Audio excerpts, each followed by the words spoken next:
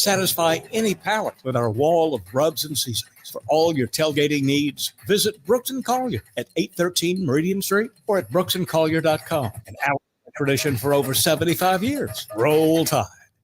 You need a lawyer and pick up the phone. I'm attorney Gary Lackey. When you call for a lawyer, where does that phone ring? It might be in a call center somewhere, maybe 100 miles away, but my phone rings in my office. The Lackey Law Firm. I'm attorney Justin Lackey. My phone rings in my office too. So does mine. I'm attorney Jennifer Lackey. And when you've been hurt and need help, we're here. We're the ones who take your call. And get what you deserve. You want to talk to your lawyer. You don't want to reach a call center. With the Lackey Law Firm, that never happens. The Lackey Law Firm.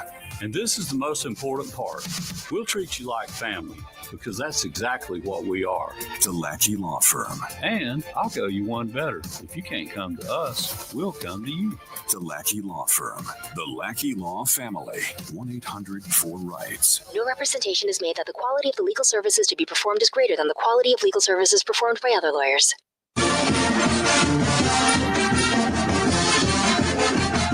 From the University of Alabama, this is Crimson Tide Today. It's a daily update on Bama sports, and it's brought to you by Conecuh Sausage, a true Southern flavor since 1947, and the official smoked sausage of the Crimson Tide. Visit online at ConecuhSausage.com. Hello again, everybody. I'm Roger Hoover. On yesterday's edition of Crimson Drive, driven by NASCAR, we were joined by Alabama quarterback Ty Simpson. When you started to learn about the offense, what did you like about it, what these guys do? Yeah, I mean, of course, who as a quarterback, who doesn't like throwing the ball down the field? You look at the Michael Penix and the Washington guys last year, man, they're throwing it, 30, 45 times a game. Like that made me happy for sure. But I think the biggest thing that I really enjoyed is just, how much they just want you to play. I felt like, during my first couple of years, I felt not robotic, but I almost felt like that, I didn't play as free because I wanted to do things the exact way, where at the end of the day, it's always, it's a game. Just because they're playing this coverage doesn't mean that the ball has to go here. I'll have more in a moment. Favorite jeans, favorite shirt. Got Conecuh sausage and I'm firing it up. Yeah, everybody knows that's how I get my grill on. You can smell that flavor up and down the road. It's a little taste of heaven, and everybody knows. That's how I get my grill on. Conecuh sausage. It's just a little taste of heaven. We've got you covered for Alabama men's basketball tonight against Rutgers. Our radio coverage from Las Vegas will start at 8 p.m. Central, leading you up to tip-off at 9 p.m. You can listen on our full radio network, plus the Varsity Network app. Crimson Tide Today is brought to you by Conecuh Sausage. Crimson Tide Today is a production of the Crimson Tide Sports Network from Learfield.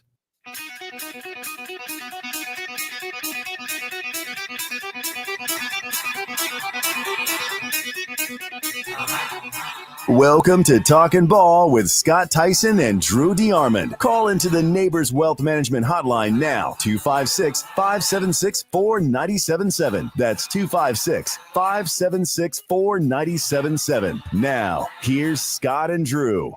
And just like that, we are off. We are running. We are brand new. We are live. It's Talking Ball, 97.7 ESPN, The Zone. Scott Tyson, Drew DeArmond. Welcome in on a Wednesday morning that sees us live from our happy place. Yep. And that would be Metro Diner along Highway 72 here in Madison. And it's a happy place. And they can make your Thanksgiving happy as well. They will be open tomorrow from 7 to 2. 7 to 2 for 7 to 2. They're going to have they're going to have their normal menu. Gotcha. They'll also have their turkey plate available. Oh. Yes. And then on Black Friday, so here's what you do. Okay, Black Friday. You come here tomorrow and you have your Thanksgiving feast and all that fun stuff. Yeah. Then on Friday, you wake up, and then they have their Black Friday special where you buy $50 worth of gift cards, okay? Oh, yeah. But normally they're going to give you $10 back. Oh. Okay. Not on Black Friday. Okay. They're going to give you $20. Oh. So you buy $50, you're going to get $20. Oh, cool. So that's what they've got, Metro Diner. But we're also here because it's the Metro Diner 97.7 ESPN The Zone. It's the Talking Ball Pick'em contest. We did have a winner. And we said, you're going to get to feast like us. You're going to be a part of the show. We're going to break down the Iron Bowl. We're going to talk high school basketball, college basketball talk, all that stuff. And we're feeding 3 today. Yes, we are. We're feeding 3. And I've known this dude since typing class in 1990. We go back. That was not way. the reason why he won, though, by the way. Just a coincidence. I want to make that known. Yeah, we all know that. And he got the baton passed to him, and he is here today as our winner, and that is a.k.a. Brian Ritchie, Be Rich, if you've heard the show for now nearly 10 years in March. And he's here this morning. He's an avid listener of our show, avid sports talk radio listener, and a huge Alabama basketball and football and just Alabama fan in general, as you can tell by the hat. And his daughter's a big part of Christy Curry's program. They've already been here to Huntsville and won, and over at Alabama A&M is just an unbelievable arena. And he's here this morning representing, winning the contest, and eating at Metro Diner. Be Rich, what's up, man? Thank you for having me in. I'm excited to chow down here in a little while. Yeah, absolutely. Yeah, we will eat, and you can smell the bacon. Yeah. The bacon is already on the grill and going. Oh, man, that's the best part about being here this early, man, is they start prepping. You get the smell of coffee, and yeah, then you get the smell of the bacon. Already coming in, so that door's just open. Yeah. Last night, and if you missed everything, there was plenty of great college basketball. Both Alabama, what a day for the state of Alabama last night. Both Alabama and Auburn in action last night. 9th-ranked Alabama taking on Houston in that Players Era Festival. They get it done, 85-80. 2 players, not one but 2 double-doubles. Mohamed Diabate, 10 and 16. Grant Nelson, 13 and 10. Mark Sears rebounded from that Illinois performance, 24 points, 4 rebounds, 4 assists. Alabama gets it done over Houston last night, their 2nd consecutive top 25 victory. Remember, they got by Illinois on Wednesday night there in Birmingham. Well, they did, and it was just the toughness game, man. Once again, in Nate Oates, this is Nate Oates' 6th season, and it's amazing. They're 3-0 against Houston, and they've all been like this. And it's funny, they've played them at Houston. They've played them in Tuscaloosa. They played them in Tuscaloosa first, and then won a high-level, high-scoring game. J.D. Davidson with a block late to kind of seal that. And then they won at Houston. Brandon Miller, that was the crazy game. He had no field goals, but he hit about 8 free throws down the stretch. And Alabama showed a lot of toughness in gutting that game out and coming back because they were down big. I mean, about early second half, I want to say they were down 16, 17 points, came back and won at Houston. And then this time on a neutral floor in the Players' Championship in Vegas, they win 85-80 in overtime. It's one of those, like Nate Oates said last night, I honestly, I wish we played Houston every year early in the season because you check your oil. You know how tough you are if you play against the Kelvin Sampson team because he doesn't put up with anything but grown-ass men. And if you don't play a certain way, you're not going to play. And so we didn't see our good friend Chase McCarty on the floor. I have a feeling he's redshirting for Houston this year, but I'm just telling you, if he'll stick with the process and listen to Kelvin Sampson, he'll play for money. He'll play a long time because he'll grow up and be a man.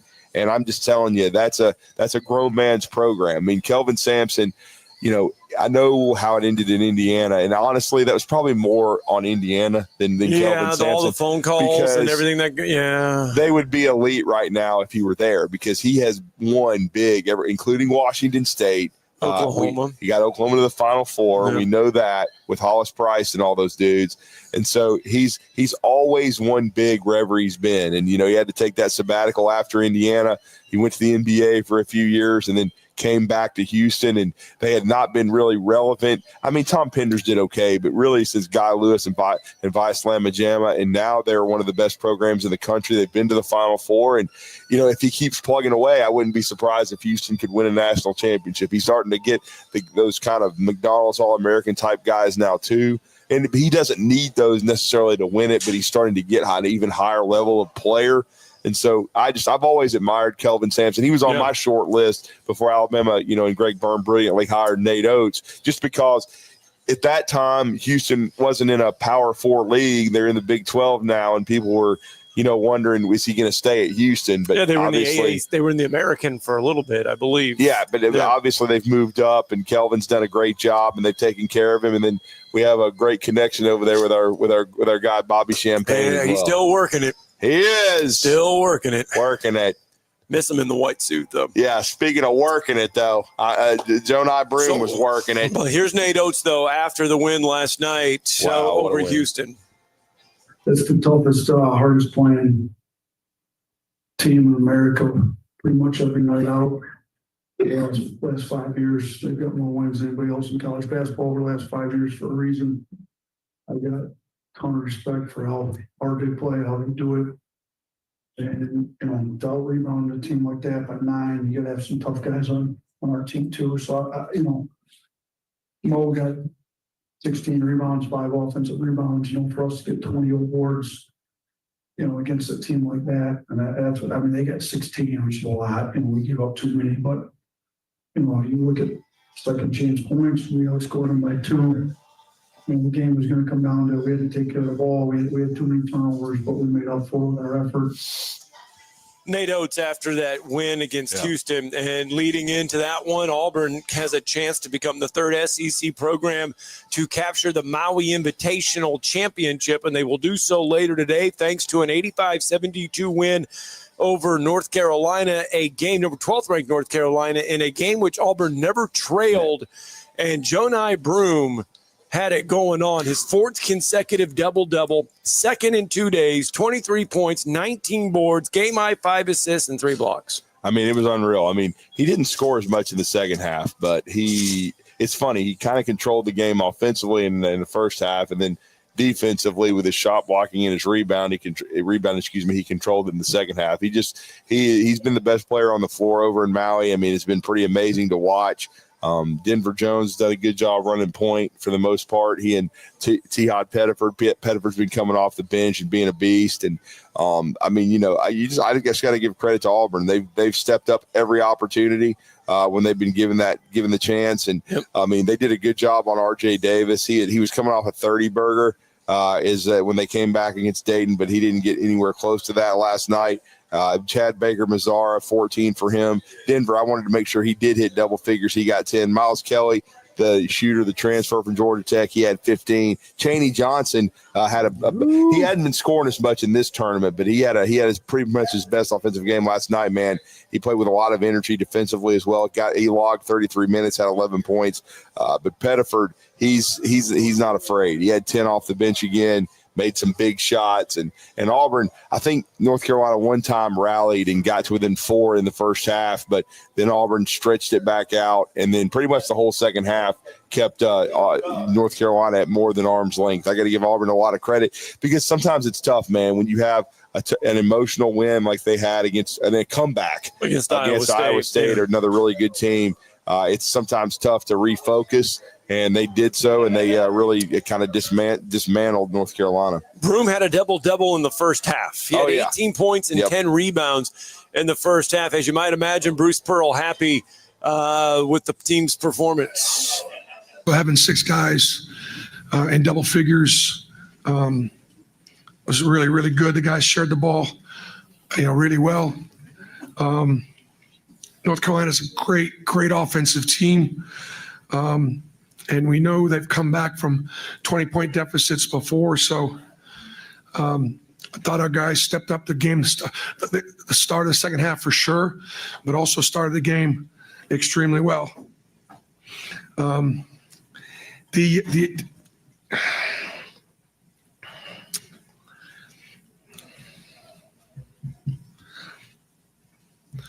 all. Any questions? Bruce Pearl kind of choked up there, I think, a little bit. Well, I think he was also gassed. Yeah. It was it's been quite a 2 days for Auburn. When you're playing in these tournaments, it's an even shorter turnaround than the NCAA tournament. You don't even have a full day to scout it's rough. And you're putting a ton into it. His guys are playing hard. He's coaching hard, and so. You got to give Auburn credit for stepping up. And now, you did the PA. I was there as well. Now they get the Memphis Tigers. What a job by Penny Hardaway's team. I was still impressed don't think with he them. can coach. I was impressed with them when I saw them. And the funny thing is, they've even had a kid go into the portal, go to Kansas State since then. But man, I didn't see this. I thought they were they didn't have a chance to be an NCAA tournament team. And again, his team last year even started well and then kind of hit a plateau. But I'll just say this right now. They're playing at a very high level because I didn't expect when I saw this bracket. Yes. I was thinking if Auburn got to the finals, we all thought UConn, okay? That's who they would play.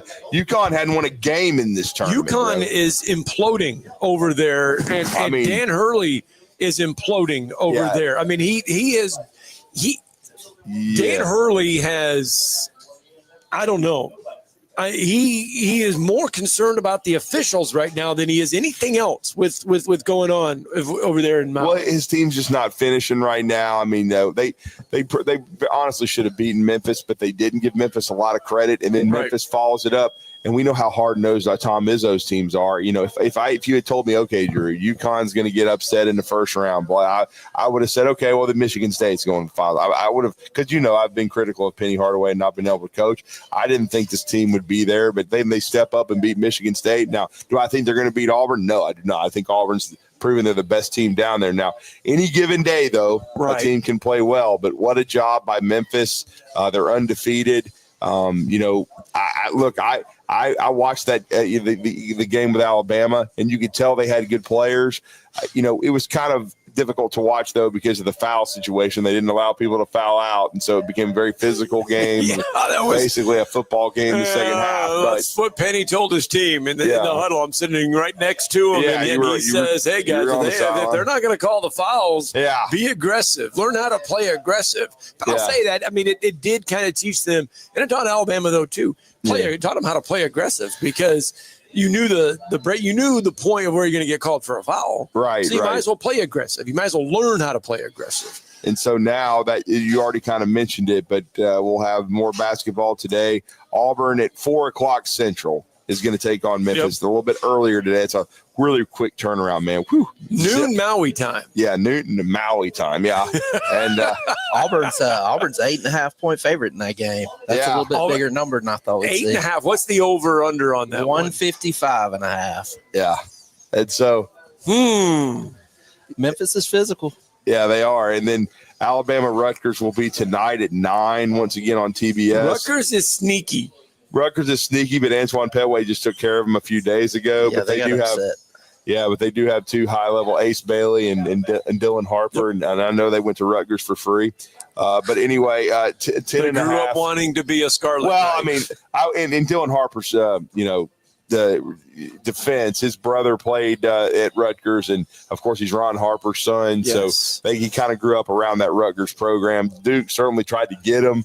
But I don't think anybody's surprised that, in a way, I'm kind of half joking that he ends up at Rutgers. Now, Ace Bailey, I think that was a kind of a package deal. But, Steve Peichel, Rutgers, 5-1 right now. Their only loss is that Kennesaw State lost. But Alabama, speaking of Richie was talking about Auburn being at 8.5, Alabama 10.5 point favorite over the Scarlet Knights of Rutgers. And if they win that game today, they will be in the Saturday championship game in this Players Era tournament. And as Latrell Reitzel said, as you heard him on last night, he's like, you guys want $1 million? Because that's what this Players Era thing is for. It's $1 million for the NIL collective of that school. Yeah. And the basketball team would get a lot of that money. So do you want $1 million? Obviously, I don't think Alabama did when they went to Oklahoma. All right, well, that's a good segue because we got to get a break in. Our first one of the morning. When we come back, the college football playoff rankings are out, and it's become a comical thing, the teleconference. Oh. Yeah, there was a couple questions dealing with Alabama yesterday. Can't wait to hear this. We'll let you hear all of those. We'll go over the rankings. Time last night. And we'll go to the phone lines as well because I know we got people holding. We got all kinds of stuff. We're live from Metro Diner on Highway 72 in Madison. It is almost time to feast. You're listening to Talkin' Ball on 97.7 ESPN, The Zone.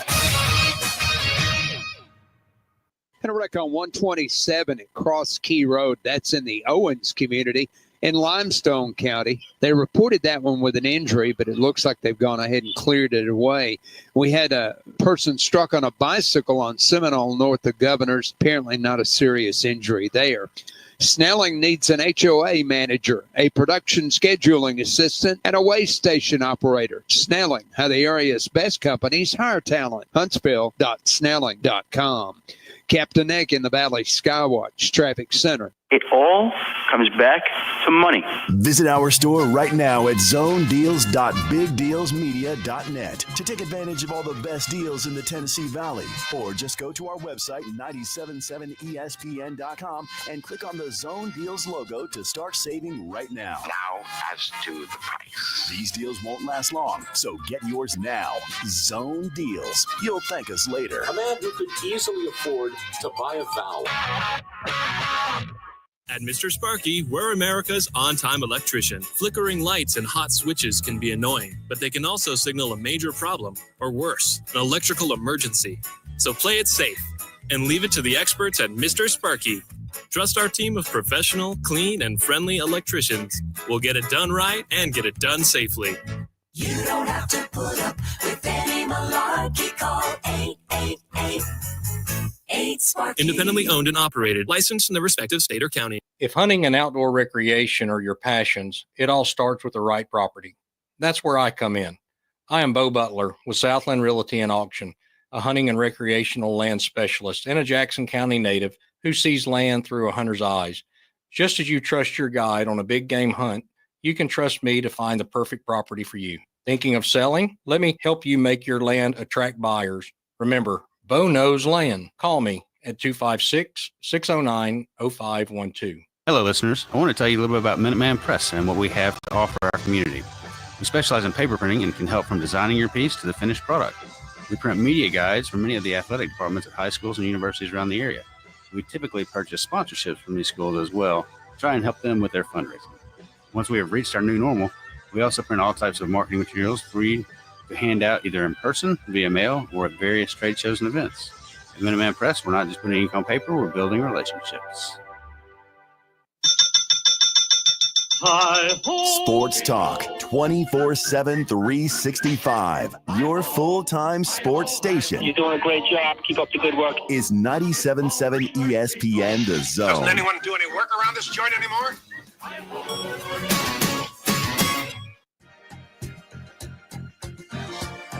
7:18 on a Wednesday morning, our final show of the week as we head into the Thanksgiving Day bonanza, I guess you could say, tomorrow. Don't forget, Metro Diner, we're here today. They're open tomorrow, 7 a.m. to 2 p.m. They're open right now as well. They'll have their normal menu available. They got their turkey plates. Today is a busy day for Jonathan, I found out, because he has to put together Thanksgiving Day meals for people to pick up. Oh, yeah, they're catering. Yeah, so not only is he cooking today, he's also preparing for the people that are coming picking up their Metro Diner Thanksgiving Day meals. Ah, there you go. It's the Super Bowl for restaurants and places like that. It is. This time of year, yeah, man, I'm telling you. What is it, half-off deals, whatever. If you Big go deals. there, big deals. We've got Metro Diner. We still have a few there. Oh, yeah. So you can go there and pick those up. But, don't we don't use have a those. Ponzi scheme going on anymore. Yeah, we're not in the waste management business anymore. No, we're not. We've cleaned up our act. Not that we were, at least some of us. You know, right? Yeah. Anyway, the college football playoff rankings came out last night, and it didn't change much on the top. Oregon, Ohio State, Texas, Penn State, Notre Dame. Those are your five. Yeah. Miami 6, Georgia 7, Tennessee 8, SMU 9, Indiana 10. So Indiana falls from the loss to Ohio State, then Boise State and Clemson. The ACC, which we said, they're weak. Hold on a minute. They could get two teams in now in this thing, SMU and Clemson. Alabama 13, Ole Miss 14, South Carolina 15, Arizona State 16. So as of right now, Arizona State, if Arizona State would go on to win the Big 12, they would get one of those 4 automatic bids. Yeah. Maybe not, or 5, I should say, automatic bids. Maybe not a bye. Yeah. But they would get in at number 16 because they are the highest ranked Big 12 team in the field right now. It's so hard to look at this and try to remember who's all who. Iowa State is number 18. So right now, both of those are on pace to face each other in the Big 12 title game. If they win. If they win. Yeah. Someone from there is getting in. It's going to be a low-attended Big 12 championship game up there in Vegas. Yeah, well, Iowa State fans got to find how to get there. Yeah, well, heck, man, if your son decided he wanted to go to Vegas, then he could probably get a $2 ticket. He tells me all the time how cheap ticket prices are out there to go to college, even Oregon games, how cheap they are to go to college football games by the out way, there. Yeah, B. Ridge, his son Landon was actually at the Ohio State-Oregon game. He was at that first one. Some good seats, man. He did. So, as always, the committee providing some great entertainment for us. They were asked about to compare Alabama and Ole Miss's resumes at 13 and 14. 13, 14, and then why did the committee have Alabama as a top 3 loss team? Here you go. Yeah, they're really, I would say in the committee's eyes, I mean, they're really similar teams that have had similar, ways that they've gone through the season. Both have had losses that you didn't expect them to have. Alabama had a loss at Oklahoma. Oklahoma's performance was dominant against Alabama. And then you have the loss by Mississippi to Florida at Florida. And it was, one of those losses that you just don't expect them to have. I mean, it was a close game. But where we evaluated it, we came out with Alabama ahead of Mississippi and South Carolina, since Alabama and Mississippi both won head-to-head against South Carolina. So I guess what makes Alabama, or why does the committee have Alabama as like the top 3 loss team in kind of on the edge of the field here? Because their win over Georgia, they won against Missouri. They've beat South Carolina, and they won at LSU in a dominant fashion. So when you put those 4 wins against, Mississippi and what they did, they have the win against Georgia and the win at South Carolina, but they had a tough loss to Florida, lost to LSU in overtime. So when we compared resumes, that's how we saw it in terms of the difference between Alabama and Mississippi. There you go. That was Ward Manuel, our weekly visit with him. The Ole Miss people are not going to like Ward Manuel very much because he's saying Mississippi. He's supposed to say Ole Miss. The SIP. Yeah, or something. Or whatever. He's not supposed to say Mississippi. I mean, he's not even saying the University of Mississippi. So he's just calling them Mississippi. Yeah, there it is. That's all he's calling them. I'm calling them done because that's what they are. But hey. All right, your guys' thoughts on the rankings. Well,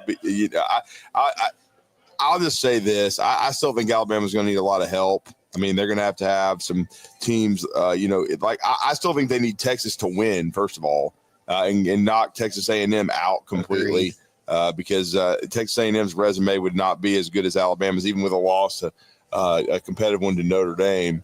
And then they would have lost their last 2 games, which sometimes it's when you lose. But I think they need Texas to be Texas A&M, by the way, fell down to number 20 after the loss to Auburn. They need Texas to win, no question about it. And then to me, when you look at the rest of the schedule, it wouldn't hurt if Notre Dame lost, but I mean, I really don't think that's going to be. I don't expect them to lose to USC, but because Notre Dame's schedule strength, I don't think is, and it still would only be 2 losses for them. But to me, that's the first thing they need to do. And then it certainly wouldn't hurt them if Vanderbilt beat Tennessee. But that's, to me, that's another tall order. And then to me, I think they need Clemson to beat South Carolina, because everybody's kind of talking up South Carolina, but they beat South Carolina head to head, and it would knock South Carolina completely out of it. And then it'll come down to some of the conference championship games too, because you don't want Clemson to win the ACC. Yeah, You need Miami to get exposed. Yeah. They're frauds. Yeah. Oh, yeah. They need that. They Alabama's going to need only. And honestly, I don't. It's kind of funny how it shifted in a week. But I was listening to Heather Dennett and some of these others talking about the ACC might get 3. No way. Well, right now they have 2 in there. They have SMU, and Clemson. Right. And then, don't think about Miami. Scott. And Miami. Yeah, Miami So they have 3 in there now. Yeah, that's what they're talking about. They're talking about the first 2 are Miami and SMU, but then they're talking up Clemson too. Right. Like if Clemson could get to the ACC championship game, even if they didn't, But I'll just say this for Alabama's sake. That's why, to me, I don't see Clemson. I'm sorry. They got smoked by Georgia. They got beat at home by Louisville. And in certain cases, I don't even think it would be a disaster if South Carolina beat Clemson and knocked them out and gave them 3 losses. Because to me, either way is good for Alabama, because Alabama beat South Carolina head to head. Right. And but I mean, again, Alabama's got to get their head out of their rectum and beat Auburn. I mean, if they don't beat Auburn, it's a moot point. But I still say they're going to need a lot to happen. But, the ACC, that needs to be a 1-bid league for Alabama to get into me. I think it needs to be Miami, and that's it, or SMU. I mean, if SMU, kind of like D. Rich just said, if SMU beats Miami, I don't think Miami deserves to be in, because they would have 2 losses. And we all saw the way they had to beat Virginia Tech and Cal. They needed all kind of help from the officials to win both those games. And I think what we've seen is Cal's a mediocre team, and Virginia Tech is too. I mean, Virginia Tech lost to Vandy, and it has not lived up to their expectations. So to me, if Alabama's going to have any shot, you got to have the Big 12 and the ACC be 1-bid leagues, and that'll play itself out not just this weekend, but it's going to be in the conference championship weekend as well. Oh, we got a couple phone calls we got to slip in here real fast. Mark from Spring Hill is with us. Good morning, Mark. Morning, Mark. Morning. I just got out of ICU from the loss at Oklahoma. So gotcha. So I just it's one of those things. But hey, one thing I wanted to mention, good news with Alabama. Congratulations to our defensive coordinator. Can't blame the defense in Oklahoma. It's like 2 pick sixes. If you go back and look at the last 5 games, and we had a lot of injuries. Our defense is not the problem at all. And I wanted to know what the status is of Lawson.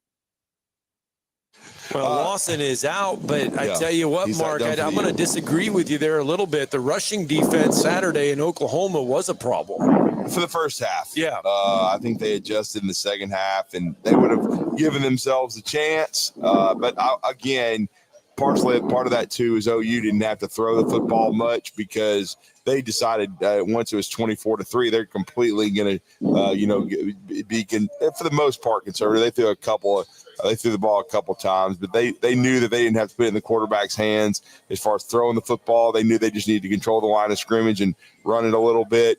And to be honest, Alabama had opportunities in that game offensively. And as we all know, we talked about the penalty ad nauseum, where they got a touchdown called by it looked like it shouldn't. But here's the other point nobody's really talking about. That was a 4th down play, and the offense looked like a Chinese fire drill up until that point, because the QB was playing so poorly. I mean, Brent Venables watched enough tape, and he's a good enough defensive mind where he's like, we're taking away any of the quarterback runs. And I'm talking about like the designed ones. And for whatever reason, Milroe does not like taking off. He doesn't like improvising and running the football. And then they wanted to put it in his hands from the pocket. It reminded me a lot of how Alabama was defended under Jalen Hurts when Jalen Hurts hit the wall. at the end of his freshman year into his sophomore year, except for this is where I'll give Jalen credit. He did not mind 1-2 read and then take off and then improvise. He was good at it. He would keep your offense on schedule that way. Milroe is not good at it. He's an electric athlete, but from the neck up, like Jalen Hurts is the son of a coach. And you can tell. That's why. I mean, he knows the game of football. Even if he has some limitations in his game, he understands the game. To me, Jalen Milroe is an electric athlete. He's as good an athlete as I've probably ever seen play the quarterback position at Alabama. But from the neck up, I've said it since he became the quarterback, he doesn't process well. He doesn't read well. And he looks like an athlete playing quarterback, not an athletic quarterback. He just doesn't, he's a smart kid, a well-spoken kid from an academic and common sense standpoint, but I'm just talking about from a football acumen perspective. He's so raw in the way he sees things, and it hamstrings your offense. He can't get through his progressions. It's like the game's too fast. It's got to slow down for him. And when he comes with the right mindset, like he did against LSU on the road and Georgia at home, he's unstoppable. But it can't just all be play calling. You got to make plays. But like I said, in the first half, though, his receivers completely let him down. I'm not gonna sit there and blame the whole thing. That's why that's why I'm saying that it was a team loss, because Ryan Williams drops, CJ Dupree, missing blocks out there with Kobe Prentice. I mean, come on, these guys around him, the offensive tackles played poorly against OU. They've got to have some pride in performance and got to play better and earn those NIL checks, because they certainly did not in the last game. They should have plenty of motivation after all the stuff Auburn's put out this week. All right, it's 7:33. We got to get a break in because Travis Reier is going to be on the other side. We'll talk more about the Iron Bowl and the rest of the league, plus the college football rankings. Travis Reier coming up after the break.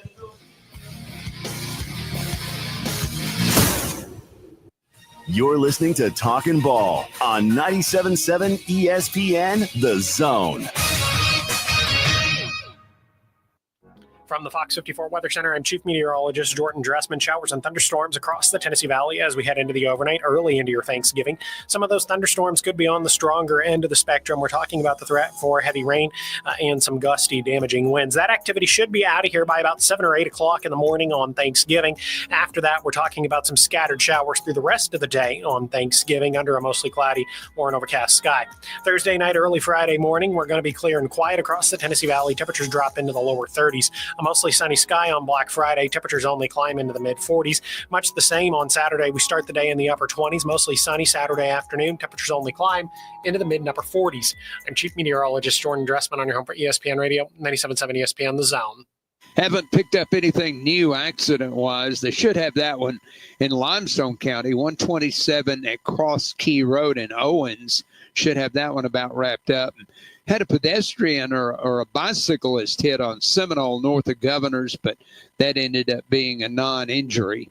Do you know who to call when you need a heart doctor? You could write it down now so you have it in the future. Dr. Randall Burns is at Huntsville Heart Specialist on Bob Wallace Avenue. Captain Eck in the Valley Skywatch Traffic Center. Tom Luganbill here from my friends at Woody Anderson Ford. Bobby White and his team take great pride in their service department, and you can see it the moment you walk into those beautiful new service lanes. And just like a championship team, they all work together to make sure your experience is second to none, whether you drive a Ford or not. Also, check out the gold certified pre-owned inventory at Woody Anderson Ford for great deals every day. Stop by and see them at Jordan and Sparkman or at Woody Anderson of Madison on Hughes Road, or visit WoodyAndersonFord.com. All right, who's going to run the town Saturday night? Alabama, Auburn, 89th edition of the Iron Bowl, Tuscaloosa, 2:30 kick. 97.7 ESPN The Zone will have the game for you. Again, as we mentioned yesterday, the series in Tuscaloosa is tied at 7 apiece, so somebody is going to take the edge there inside when games being played in Tuscaloosa. Travis Reier, though, can help us. Yeah, he certainly can. He's been a big part of our show for the decade I've been on the air. He was a long time, since 2003, senior analyst at BamaOnline.com. He has now moved to Reier on YouTube. and he covers the SEC and the NFL and the full gamut of sports. You can see him on the YouTube channel with the Second Helping podcast with our good friend Brent Beard. That's a weekly, occurrence. He also does Talkin Tide with Chase Goodbread. And just does and supports his daughter Savannah Ryer, who's a big part of the organization with the Jacksonville Jaguars. It's freed him up. He can travel quite a bit. He still covers the SEC as well as anyone. And we want to wish him a happy Thanksgiving and big thanks for joining us this morning to talk a little SEC and Iron Bowl. And that is Travis Ryer. Travis, good morning. Good morning, guys. How you doing? We're doing well, good. man. What a week makes, Travis, in a way. Going into last week, a lot of people, including myself, thought Alabama had figured out the formula and had turned the corner in Kalen DeBoer's first year. Did not see the performance coming at Oklahoma, and they lose 24-3. Auburn pulls out a 4-overtime, 43-41 game against Texas A&M, and the feel has completely kind of changed and flipped going into this Iron Bowl in some ways. It has. You got a confident Auburn team based on some of the comments we've heard from the Tigers camp this week. I think that's pretty clear. And why not? You won a couple of games in a row here at the end of the season, coming off, as you alluded to, that thrilling multiple overtime win over a really good Texas A&M team. And Alabama, I think trustworthy is a word I use with teams in a lot of situations where there's change at the head coaching position. You got to be careful, I guess, because even when you feel like maybe under a first-year head coach, a program is sort of stabilized, found its legs, which was the feeling, overwhelming feeling with this Alabama team after the performance at LSU. A couple weeks later, you're reminded that maybe everything isn't exactly in place or exactly the way it could be perhaps in a year's time. So surprising to say the least still, because Oklahoma didn't really reinvent the wheel in how it went about its business last Saturday night in Norman. That was essentially a blocking and tackling clinic put on by the Sooners. And at the end of the night, Alabama didn't have enough answers. Yeah, talk about that Oklahoma-Alabama game. Well, what stood out to you, Travis, on the disappointing aspect of Alabama's performance? I guess on both sides of the football, the opening snap, Oklahoma opened the game and hit Alabama immediately for a chunk run. And yeah, I know that Jackson Arnold was a 5-star quarterback coming out of high school, but if you have access to the all 22s for the previous 10 games or so, you know that Oklahoma had been incorporating him more and more into the design quarterback run game, or at least as a complementary piece. So for him to have this kind of success behind an Oklahoma offensive line that, when you think about Bill Bedenbaugh offensive lines in Norman, that's certainly not near the top of the list, what they're running out there this year, to kind of get handled in the manner in which Alabama did defensively. And I know some Alabama fans this week have said, well, look, really you only gave up 10 points, but make no mistake about it. Oklahoma came out and set the tone on offense.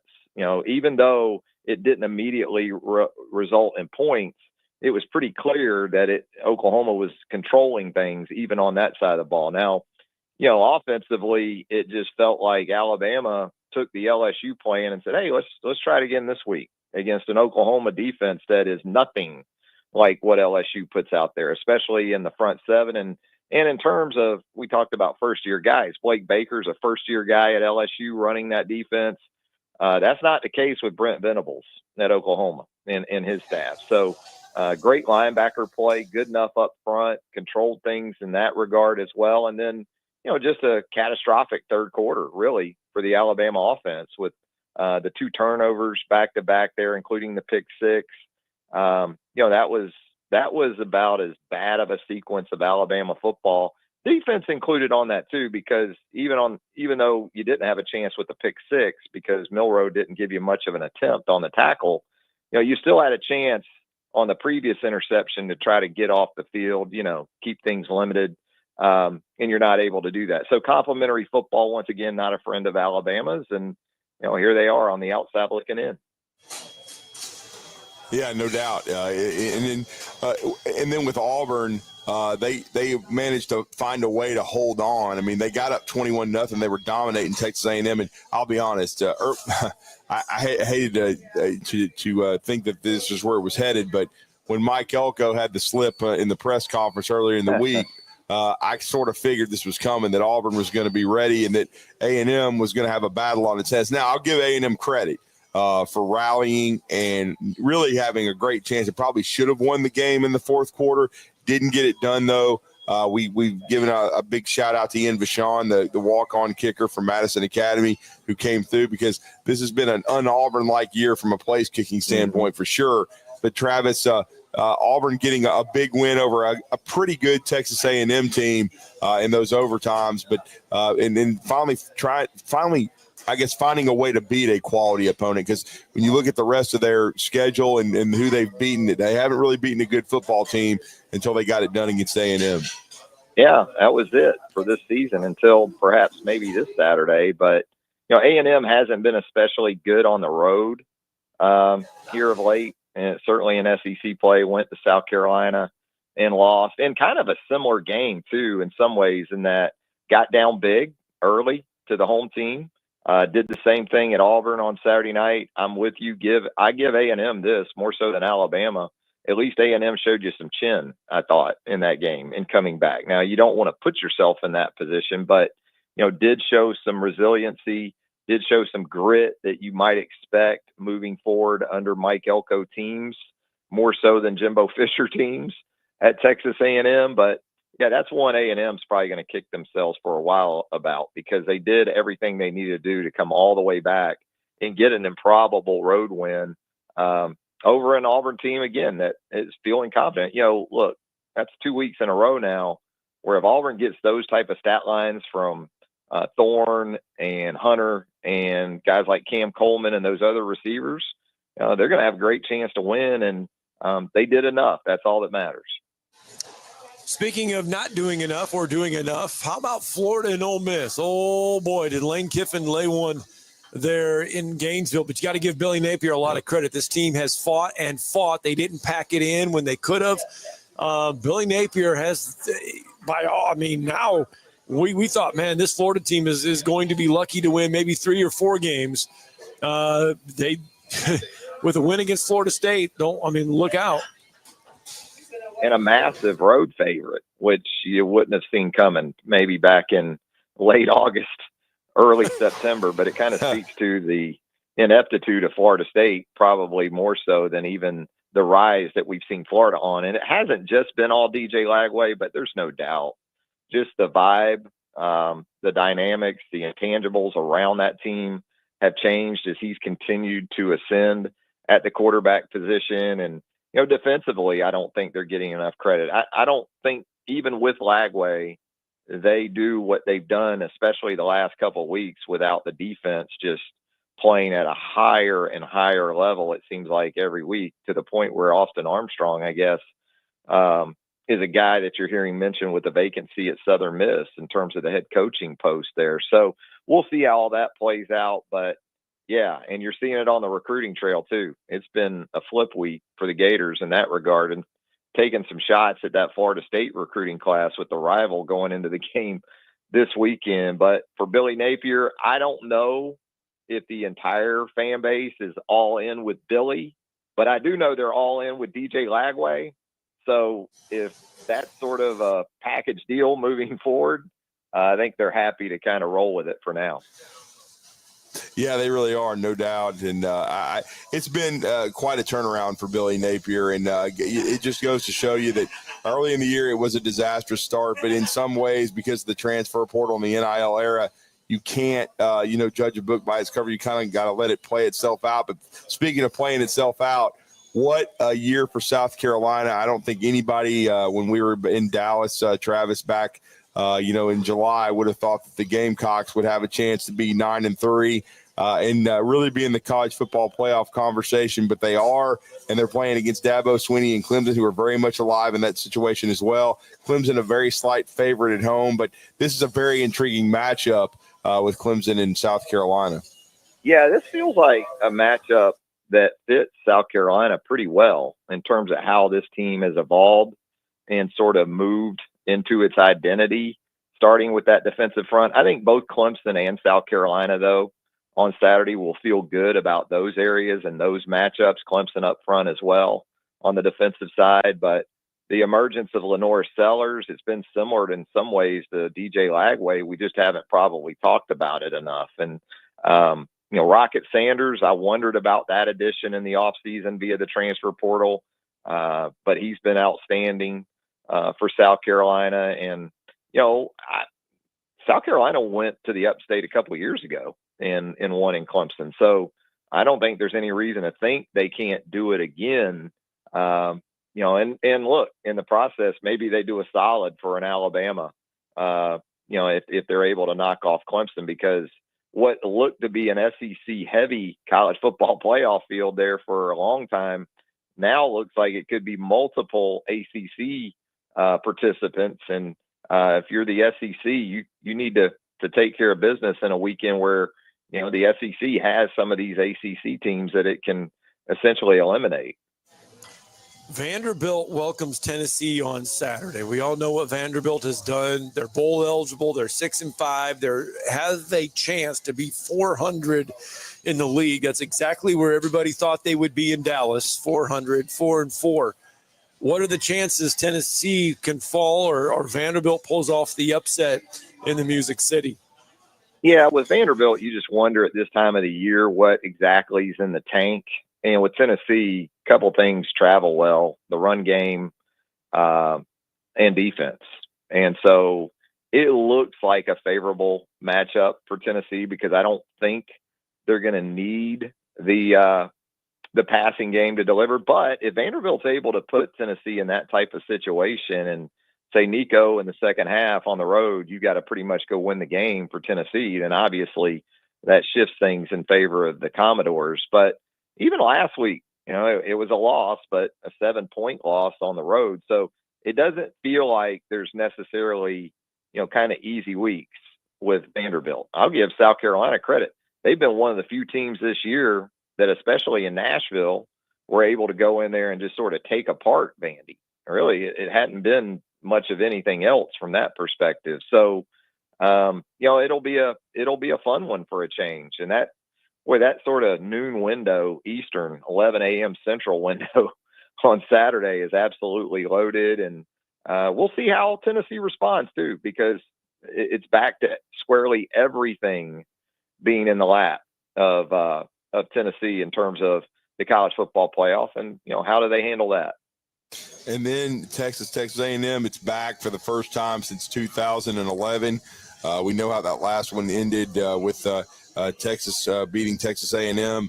What are your thoughts? I mean, I said before you came on, Travis, that Alabama needs Texas to win this game. They need A&M to be knocked out. But your thoughts on the matchup now with A&M having to get off the turf after losing the overtime game to Auburn? Feel a lot better about A&M at home than I do A&M on the road right now. As we talked about earlier, A&M last couple of trips outside of College Station, it's been problematic. But playing at home, and Texas last week looked disinterested, and I get it. It was Kentucky. I'm interested with the quarterback situation at Texas with Quinn Ewers hobbled last week. That was not an inspiring sort of final 2.5 quarters of Texas football. Now, the X factor really for both these teams, as much as we'll talk about Marcel Reed are the defenses. I mean, Texas defensively is sort of retro, in my opinion, Georgia, Alabama level right now. They are exceptional on the defensive side of football. So, they can take that on the road and feel good about it. But ultimately, I still think, Sark can dial it up, but what's Ewers going to look like in this game Saturday night? I think it's going to be tight. I don't think there's going to be much more of a 3-point to 7-point difference between these teams.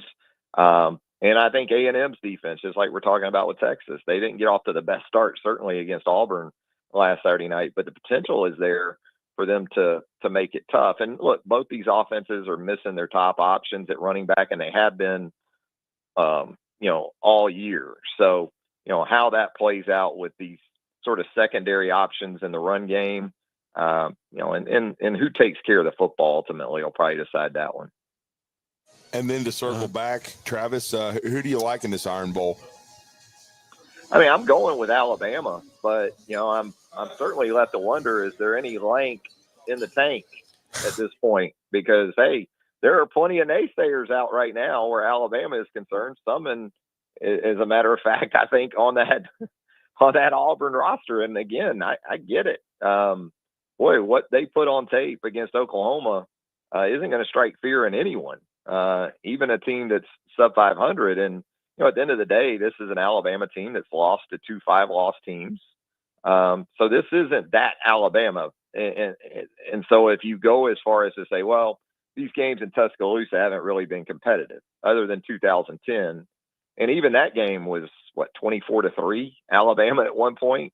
They haven't been what the games in Auburn have been. But, if you're Auburn, you're looking at Alabama and thinking, you know what, we can run Peyton Thorne enough. If Oklahoma can run Jackson Arnold at these guys, we can run Peyton Thorne at them. We have a back in Jarquez Hunter that certainly has been productive against Alabama, including in Tuscaloosa a couple of seasons ago. And defensively, let's take them out of their comfort zone. Let's eliminate the Jalen Milroe run game, and let's see if he's patient enough and wired in a way that he can handle the adversity that Auburn can throw at him. So I think Alabama, still from a roster perspective, is the better team playing at home. But in terms of psyche right now, the bigger questions obviously lie on the side of Alabama. But I'm still going to go with the Crimson Tide at home. It's a different deal when you play. It's almost like the NFL, it feels like, in the SEC when you're home versus road. But yeah, I'm expecting a much more competitive game than what we've had in Tuscaloosa in the last 10, 15 years. Well, great stuff. Ryer on YouTube. You can catch him daily. He does a great job, as we said, Talking Tide, SEC, the second helping podcast with Brent Beard. We wish you and your family nothing but the best. Happy Thanksgiving, Travis. And again, thank you for joining us and giving us your thoughts and insight. Always appreciate it. Thanks, guys. Always enjoy it. Have a great holiday. All right, thanks. We're way behind. Let's get that break in.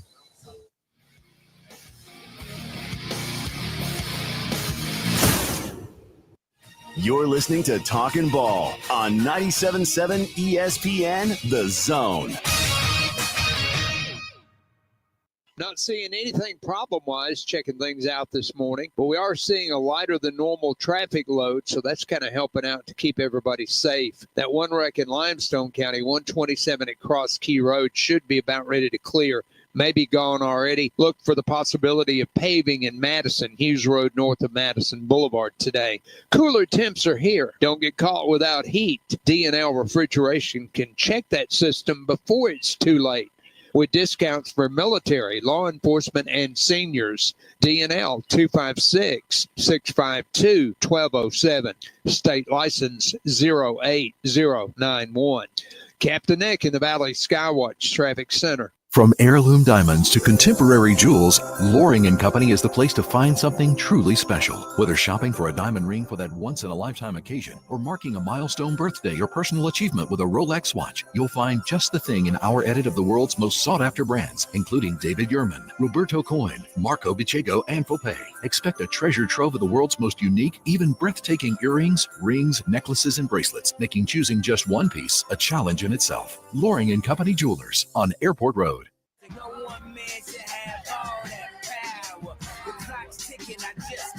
All right, short time left here in hour number one. Talking Ball, 97.7 ESPN. So we've been live all morning from Metro Diner along Highway 72 here in Madison. Don't forget they are open 7 to 2 tomorrow for Thanksgiving. They've got their normal menu available. They'll have their turkey hot plate. I don't know if you can get a catering meal now. Well, you might be able to call and tell Jonathan. Yeah, you might be able to call them and tell them you need something. Yeah. You might be able to. I don't know. Better leave a big tip if you're calling now. You better leave, yes. But the full menu is available. That also means you can get your pumpkin griddles. Yeah, they're still available. on the and they had basically the last time we were here last month, I think they had just added it. And Looks so, intense. yeah, and it's a holiday season thing and a fall thing, and it's something I always look forward to. It's a great menu item if you love pumpkin spice. How about this though? Yeah. The sausage gravy and chicken tenders. Yeah, You get 2 buttermilk marinated and fried chicken tenders. Yep. Topped with sausage gravy over our homemade waffle pressed from cornbread stuffing with sweet and spicy sauce. Wow. Loaded up. Sweet and spicy. Sounds like another version of the Thanksgiving meal last week. The turkey casserole. The turkey casserole. With the Uncle Keith. Yeah, with Uncle Keith and Frank's Red Hot. Look, you come here, you won't need the Uncle Keith. Nah, you don't need it. You don't need the Uncle Keith if you eat Not here. at all. You can also get the barbecue pulled pork. Yep. Creamy mac and cheese. Mm-hmm. Okay, it's all one served over the homemade waffle pressed from cornbread stuffing. And don't forget the Scott Tyson, which they've always had, and that's the fried chicken and waffles with the strawberry butter. That is good, and his omelet. But I'm going to go with the omelet and the 2 Yeah. pancakes again The today. pancakes, yeah. I mean, I got to have the Western omelet, no salsa, 2 pancakes, same plate, crispy hash browns. I mean, that is what we will eat, but that'll get me through the whole entire day. I will probably not eat the rest of the day. Seriously, you are not going to eat the rest of the day? When I eat that big, usually I will not eat anything until dinner. I was going to say, you're at least going to have dinner, right? I'll have dinner. Yeah, I got you. And tonight it's so, by the way, UAH basketball will come our way tonight. So the women are playing Trevecca Nazarene at 1. The men are playing Trevecca Nazarene at 3 in Nashville. Yep. And so we're getting ready to make that trip up north just to 65 on 65. Tokyo Drift and I will be taking the bus. We are not. Oh, so he won't be driving you, getting you there in an hour and 5 minutes. No, the roads are safe. Yes, Yeah. we will not be teleporting. Yeah. In there. We will be taking the bus up there. But no, it'll be a good time. And speaking of that, Alan Sharp, UAH women's basketball head coach, hey, they gave Alabama A&M a run inside Spraggins Hall over the weekend. He'll join us next. His conference opener as UAH women's head coach coming up next.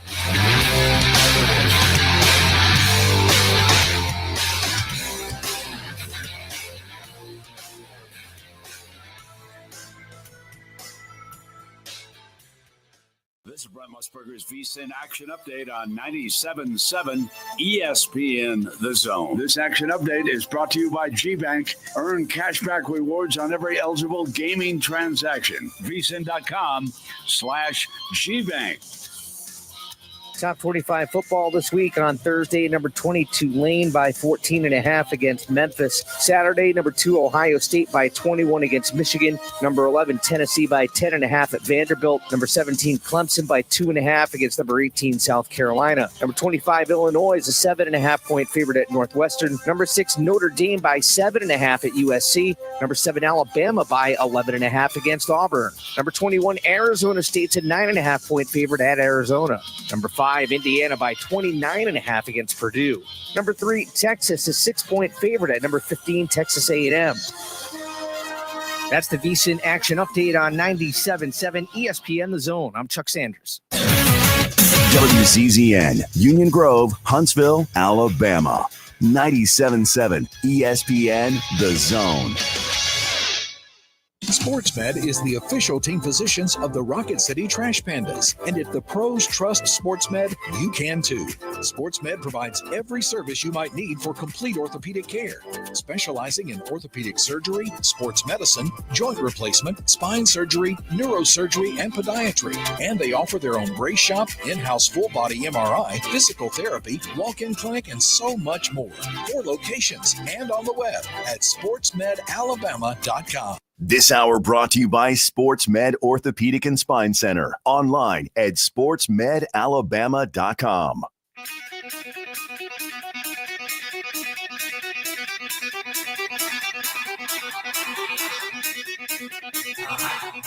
Welcome to Talkin' Ball with Scott Tyson and Drew DeArmond. Call into the Neighbors Wealth Management Hotline now, 256-576-4977. That's 256-576-4977. Now, here's Scott and Drew. It's hour 2 of Talking Ball, 97.7 ESPN. The Zone. We are live from Metro Diner along Highway 72 in Madison. If you want to get your Wednesday breakfast in, come on in here and say hi. Of course, hour 2 kicking off because of SportsMed Orthopedic Surgery and Spine Center. They are dedicated to providing care that improves lives. They are the official training providers for the UAH Chargers, which we are the home for the UAH Chargers. You're going to be able to hear the men this afternoon take on Trevecca Nazarene beginning at 3. Coach Mick Hedgespeth will join us here at the bottom of the hour. But the UAH women will be tipping off right before that as they have their conference opener. And I tell you what, if you want to watch an improved basketball team, and I say improved from what we've seen in the past, get on out there and watch them play. They gave Alabama A&M a challenge inside Spraggins Hall. Yeah, they really did, and our next guest, I've been following him as his career since he did 2 stints at Wallace State Hansville. He was the coach there when I began to do live stats for the regional there to the AHSAA over a decade ago. Had them number 1 in the country and undefeated. Then, of course, he started his head coaching odyssey on the Division II level. He spent many years at West Alabama and did a great job with their men's program. Came back and coached both the men and the women at Wallace State. And coaching the women last year led to this opportunity, which is to get this UAH women's program back to near the top of the GSC like he did at West Alabama on the men's side. And that's Alan Sharp, and he's been kind enough to join us on the Neighbors Wealth Management Hotline. Coach, you're with Drew and Scott this morning. B. Rich is also here with us. How are you doing, sir? Hey, guys. Good morning. Good to be with you. Yeah, good to be with you, Coach. It's game day. Conference, Game day. Believe it or not. I mean, I'm looking at the calendar, and it's November 27th, and we are playing our first conference game. I know. I told somebody the other day, back in the old days, you didn't ever play a conference game till after Christmas. And I don't know what's happened along the way through the years, but it seems like it gets earlier and earlier. Now, this game was supposed to be scheduled a little bit later, but Trevecca needed to move it because of it was like during their finals week, so they wanted to move it up a little bit. So that's kind of why we're in this spot here, first conference game here this early. Well, let's talk about let's talk about your team right now. What a performance. I mean, first of all, you told us the last time we had you on that it was a treat that Alabama A&M, a Division I program, would come to Spraggins Hall and play a Division II program, and then you nearly end up beating said Division I program. I know. I tell you, I was worried to death about that game. You know, even though it was an exhibition for us, you know, it wasn't going to count on our win-loss record, but we were playing at home and felt like we'd have a good crowd. And, you know, just looking at their roster with their size and their athleticism and speed and how old they were, it felt like every one of them that played was a senior or a grad senior. And I was really worried about it. But, boy, felt like we were prepared, and the girls, boy, they stepped up and played really well, really executed the things that we needed to do to give us a chance to win. And, boy, did we have a chance to win. You know, it's kind of funny. You worry to death about the game and how it's going to come out. And then you get upset about it. It's like, man, doggone it, we should have won that game. We should have won. We should have beaten them that night. But it was good, had a good crowd, and we learned a lot about where we stand as a team and where individual players stand, you know, how they fit with the role that we need them to play.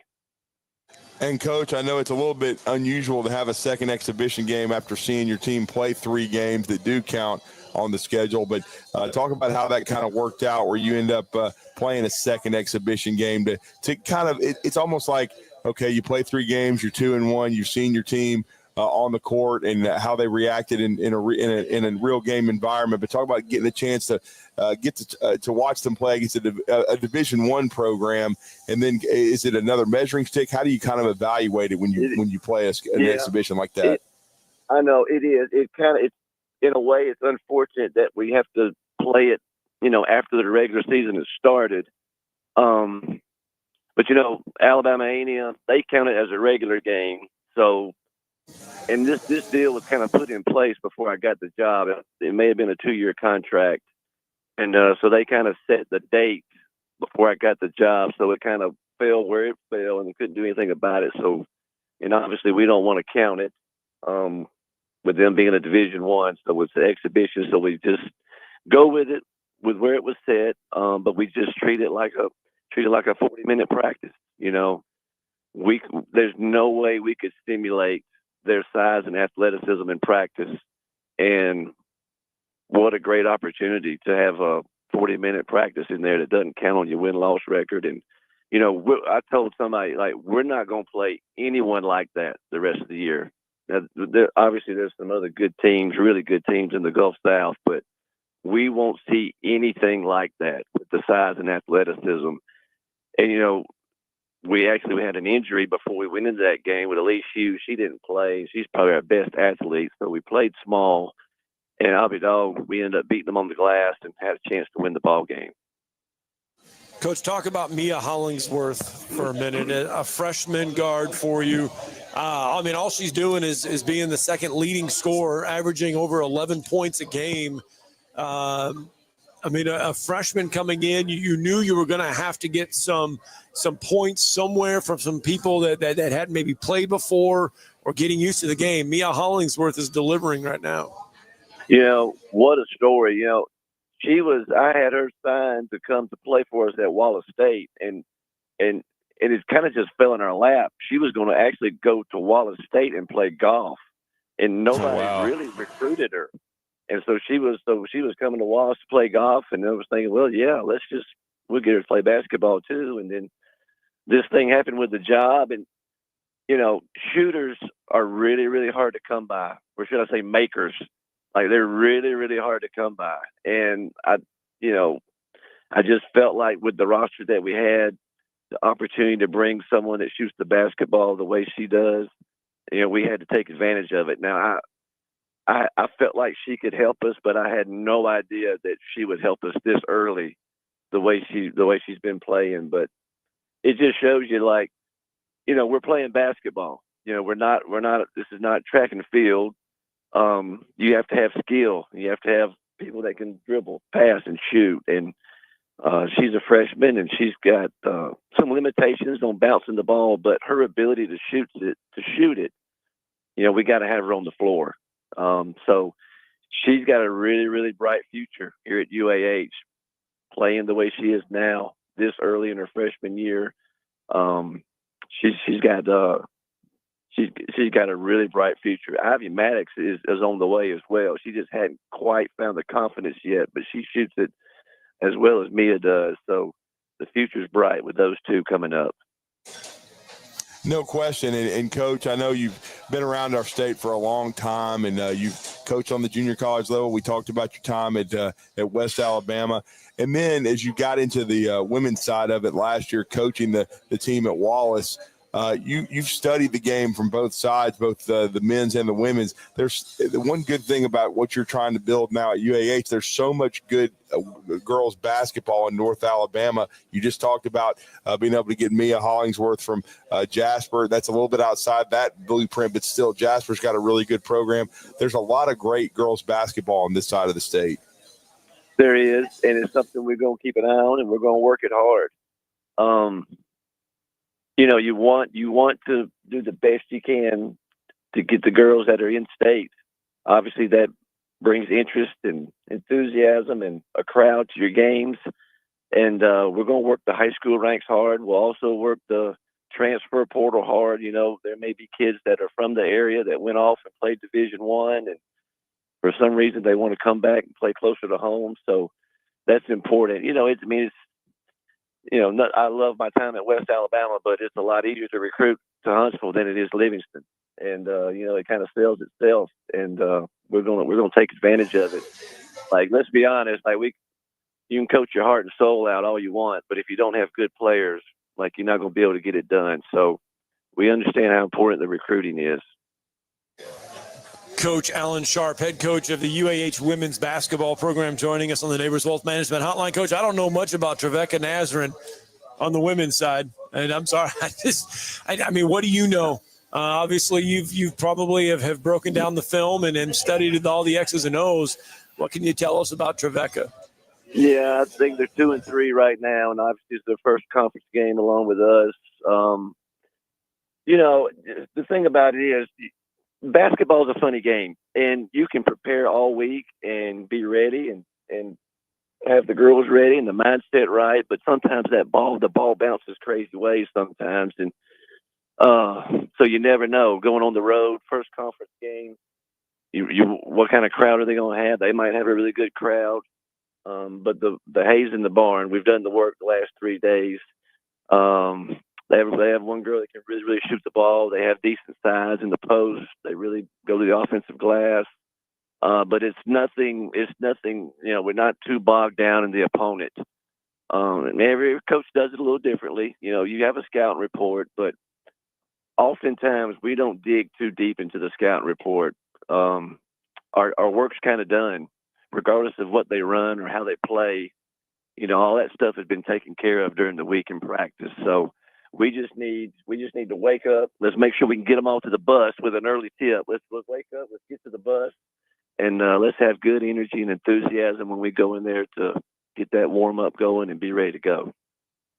And then you've got a prominent transfer, Lily Wilkin. She came from Trevecca, so she ought to know a lot about their roster and staff, Coach.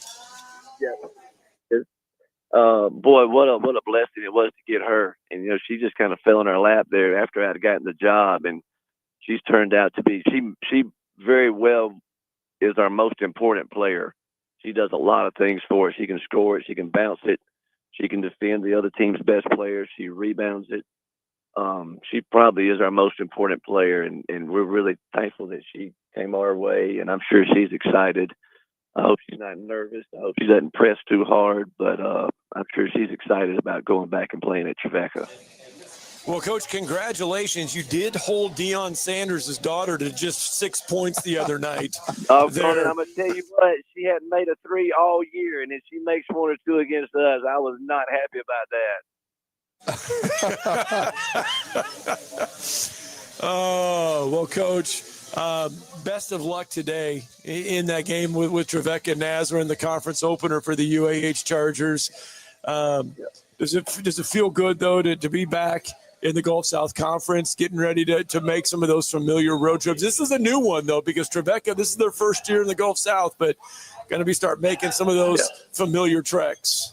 Yeah, I know it. I know where the locker rooms are. I know the doors, all the doors to go in, and all these different places. So yeah, it's a lot of familiarity with all the schools. And I do have, I played at Lipscomb back in the day, the NAIA days, when Lipscomb and Trevecca were in the same league. So I'll be able to find Trevecca Nazarene on Murfreesboro Road and be able to get to the gym. So a lot of familiarity, and I'm really enjoying it. And Coach, I mean, you've seen your team grow now, 2 exhibitions, 2-1 start. What's the key, though? I know you've been watching Trevecca on film. What's the keys to getting a win? Well, I think one thing we've talked about, and nothing against Trevecca, but we've had 4 quality opponents with the exhibition game with A&M, and even 5 with the exhibition game with Jack State. We've had 5 real quality opponents, and let's be honest, Trevecca's talent level is not to the level of A&M. We just got to be careful and not have a letdown. We can't play down to the level of our competition. We got to play the same regardless of who we're playing against, whether it was in front of 5,000 people or 5 people. We got to have the same approach to each and every game, regardless of the environment that we're in. So, I'm already. I've been up all morning. I've been up all night, jacked about this thing. I can't wait to tip off. Well, Coach, are you going to tell them any stories, though, about how many points you scored and your game highs there inside that gym? Oh yeah, I'll tell them. And as you get older, the stories get better. I've become a really, really good player as I've gotten older. I can really embellish those stories. So yeah, I'll give them a few stories about my time playing in the old gym at Trevecca. Well, happy Thanksgiving to you and your family, Coach. Good, safe travels. Good luck today in your Gulf South Conference debut at Trevecca Nazarene with the UAH women's program, and definitely love the jolt of energy that's inside that. And I think it's a program that, with the right fit, I think you're the one can get this program going and be one of the best programs in the GSC. But thank you for the time. We appreciate the visit. Yep. Thank you, guys. Thanks for having me on. Thanks. Head coach Alan Sharp there with us, UAH Charger ladies head coach. Great stuff there. You know what? I felt like I was listening to John Schulman. There you go. I mean, there's still just how he's preparing. We didn't ask him if he had some Diet Mountain Dew, though. No, we got to find out his drink of choice, though. Yeah, that was Shulman's. We got to find out his drink because he was, at 8:00, coach was ready to go. He was ready to roll. Is Drew allowed back in Spraggins now that Shulman's gone? He can't go to Central Arkansas. No, probably not. He can't go watch the Mule Riders? Yeah, is that? I don't know. Is that what they are? I thought it was the Boll Weevil. I don't know. The Boll Weevil? I don't know. Or this is the Bears. We'll have to look it up. Now Shulman definitely won't let me back in. I guess they're the Bears. Yeah. This is the Bears. I think they're the Bears. Yeah. Yeah. He's probably bitter because he's not going to sign J.D. Gossett. He went for 33-10 for the future Lenny Acuff, Lipscomb Bison. Speaking of Lipscomb and Lipscomb alums, we just talked to one in Alan Sharp. But J.D. Gossett, huge game last night. Simon Walker, huge fourth quarter, had 18. And Huntsville beat a really good Florence team, 74-66, to advance to the N2 Hoops finals. And they'll be taking on Frankie Sullivan and the James Clemens Jets tonight at 6. And then we'll also have the consolation final at 4:30. So 2 big-time games. Head over to Sparkman. It's at Sparkman High. You remember we had Luther taking on yesterday. Yeah. It's at Sparkman this year, not Bob Jones, but a couple of big-time matchups, consolation final, and then Huntsville High and James Clemens tonight. Go Big Red. Shulman's actually in Georgia on Saturday. They got to take on Georgia Tech. Yeah. Oh, he's taking on. And you mentioned Lipscomb. Don't forget, they're in town Saturday. They're going to be at the Alabama A&M Event Center taking on the Bulldogs, Lenny Acuff and company. The last time he came down, there was something going on in the event center. They had to play in Old Elmore. Oh. And so he did not get to play that game in the new event center. This time he is. They will play there. So, all right, let's get a break in. Phone calls, 256-576-4977. You can be a part of the program next.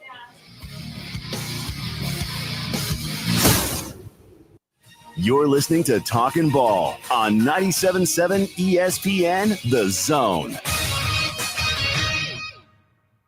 Not seeing anything problem-wise, checking things out this morning, but we are seeing a lighter than normal traffic load, so that's kind of helping out to keep everybody safe. That one wreck in Limestone County, 127 at Cross Key Road, should be about ready to clear. Maybe gone already. Look for the possibility of paving in Madison, Hughes Road north of Madison Boulevard today. Cooler temps are here. Don't get caught without heat. D&L Refrigeration can check that system before it's too late. With discounts for military, law enforcement, and seniors. D&L 256-652-1207. State license 08091. Captain Nick in the Valley Skywatch Traffic Center. The company is Eagle Masonry and Insulation, but did you know they're also Eagle Landscaping and Dirt Work? Eagle can take care of all your landscaping needs, including irrigation, sod work, and planting, both plants and trees. On the dirt work side, Eagle can grade and build your pads, haul dirt in or out, and even do erosion control. Philip Love and his team can do it all for you. The website is the same, insulatewitheagle.com, as is the phone number, 256-755-1556. Give them a call and see what Eagle can do for you. Eagle saves you time. Eagle saves you money. You've got to experience Toyotathon at Bill Penny Toyota. They've got the selection with over 700 new Toyotas to choose from. And they've got the extras with Bill Penny perks and a 10-year unlimited warranty. So get on over to Bill Penny Toyota today and experience Toyotathon. Bill Penny Toyota in Huntsville and online at BillPennyToyota.com. Bill Penny's Toyota 10-year unlimited warranty is valid through the 10th year of ownership. Valid on new vehicles only. See dealer for details. Hi, my name is Dan Aldridge. I'm here to let you know about the Aldridge Law Firm and the soon-to-be-announced Legal Town Center. I've been practicing law in Alabama since 1984, and I also practice in Tennessee. And I'm from North Alabama, and I'm here to represent you and take care of your legal needs. For many of us, hiring an attorney is not high on the priority list, and maybe a little scary. But it's something that we all need at some point. So by all means, do your homework. And if you need representation for car accident, wrongful death, medical malpractice, nursing home abuse, or estate planning, or any other matter, just give us a call at 256-534-3188. And you can email me at Dan, that is Dan, at danaldridgelaw.com. Dan@danaldridgelaw.com. God bless America. No representation is made that the quality of legal services to be performed is greater than the quality of legal services performed by other lawyers. You want the right specialist for your recovery. At SportsMed Orthopedic Surgery and Spine Center, we understand every body is different. Your muscles and bones are unique, as is your body. Our SportsMed specialists offer innovative treatments and minimally invasive procedures, allowing you to quickly return to the life you love. Locations in Huntsville, Madison, Athens, and Decatur, and on the web at sportsmedalabama.com. Improving performance, improving lives. This will turn journalism on its ear. Watch our stream on WZZN TV on Twitch and YouTube. But you are the greatest hero in American history. We are 97.7 ESPN, The Zone.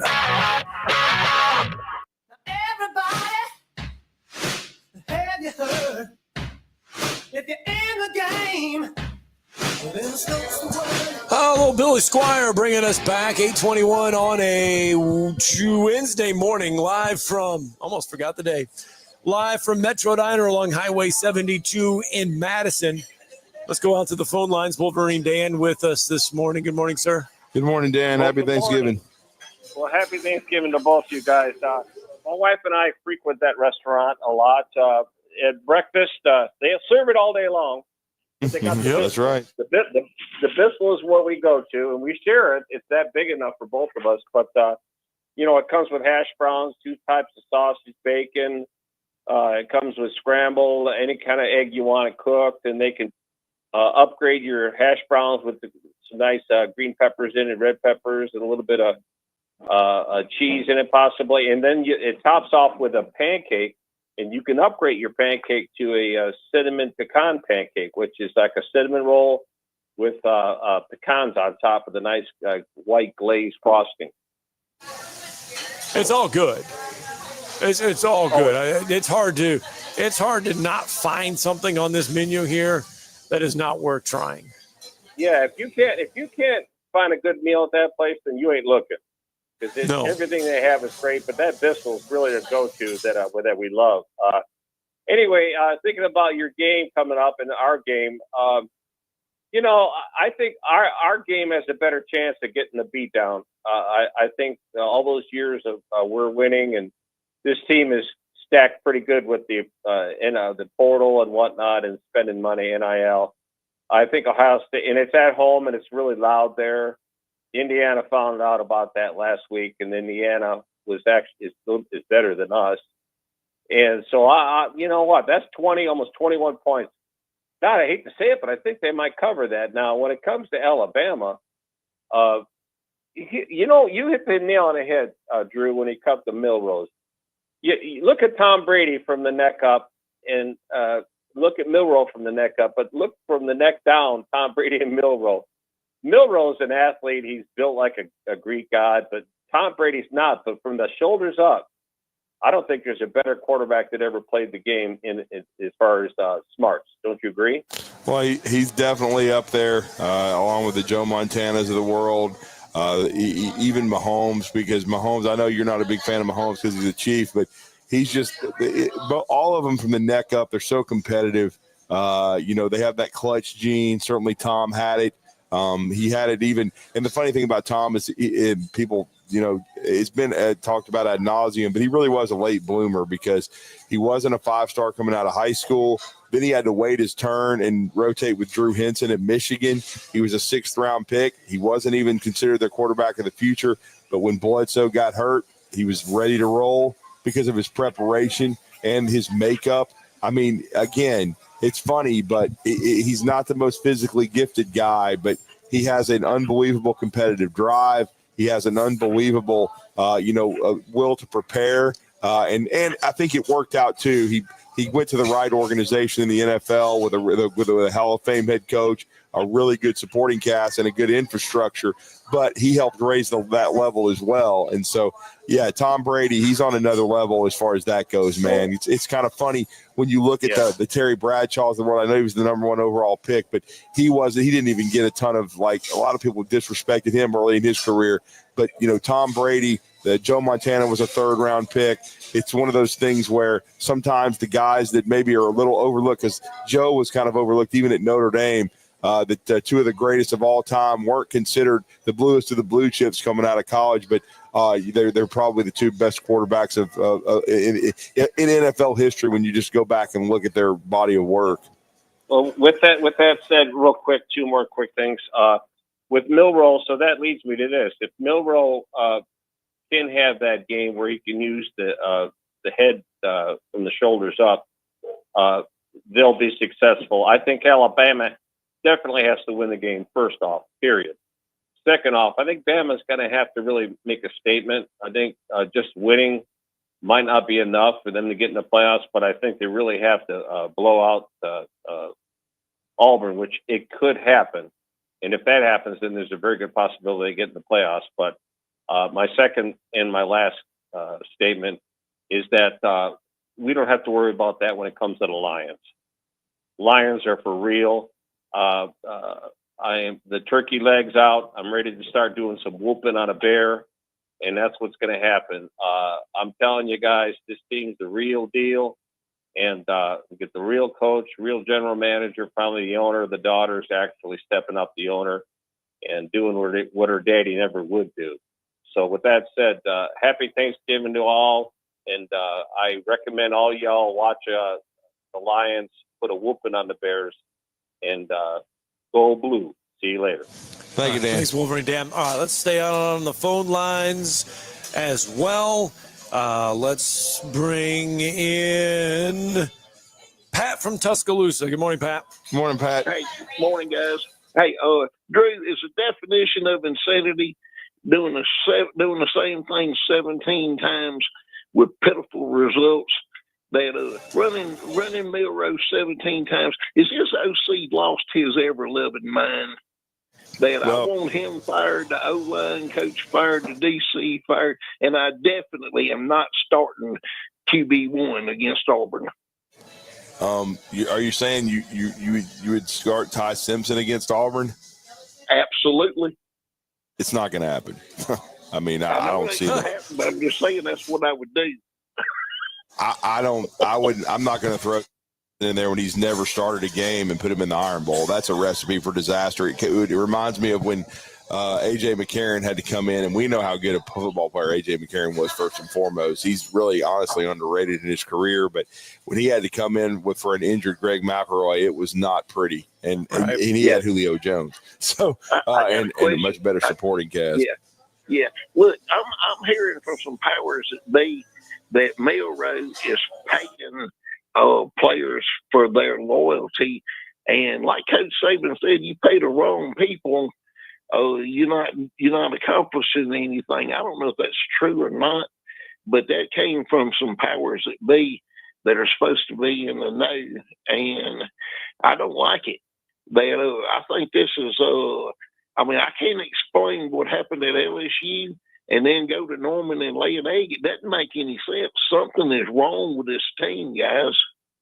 Yep. I mean, they certainly were not prepared and did not react well to the plan that Oklahoma had, and that's my biggest question about the staff as far as the adjustments. Now, I'm not as ready to fire half the staff as some people are. Right. I think it's a situation where the quarterback and having the right fit at that position, makes a huge difference. I remember how much heat Brian Dable took during his time in Tuscaloosa, and when you plug the right quarterback in, everything looked a lot different. Now, I'm not saying Ty Simpson is that guy. I'm saying he has potential, but he needs an off season to get ready. I do think this needs to be the end of the Jalen Milroe era, whether he goes into the transfer portal or just goes on into the NFL draft and rolls the dice. He's made a lot of money at Alabama. He's certainly raised his profile. But again, they were tied to him this year. I don't think they're tied to him after. And I think some more guys need to get in the transfer portal. Do I think there's some staff adjustments that'll probably need to be made? Yeah. I don't know yet if it's coordinator level. I do know this. You never mentioned the defensive line coach, and Alabama's defensive line got manhandled, against Oklahoma, and is really in some big games not shown up. And so I've been a critic of his for years, and I think he should have been on a Greyhound bus 2 or 3 years ago. All right, Pat, thanks for the phone call. Got to move on, bud. Thank you, Pat. Happy Thanksgiving. Let's try to slip in one real fast here. Rod is with us. Good morning, Rod. Hey, good morning. Y'all get me on the tail end all the time, it seems like. I just echo on what Pat said. I don't think DeBoer would have had the guts the other night. I'm talking about the other night to pull him because just the way the culture is down there. And, making adjustments are horrible with what they're doing. And, he had 2 weeks to prepare for us. But we should have been putting in a lot more offensive, different type of looks and formations that they haven't seen because you're going up against the best defensive coordinator in the country. And we didn't do anything like that. And their safeties were teeing off. And you could see them coming up, and they knew it was run, and they had every run lane shut down. And and the D-line coach must go.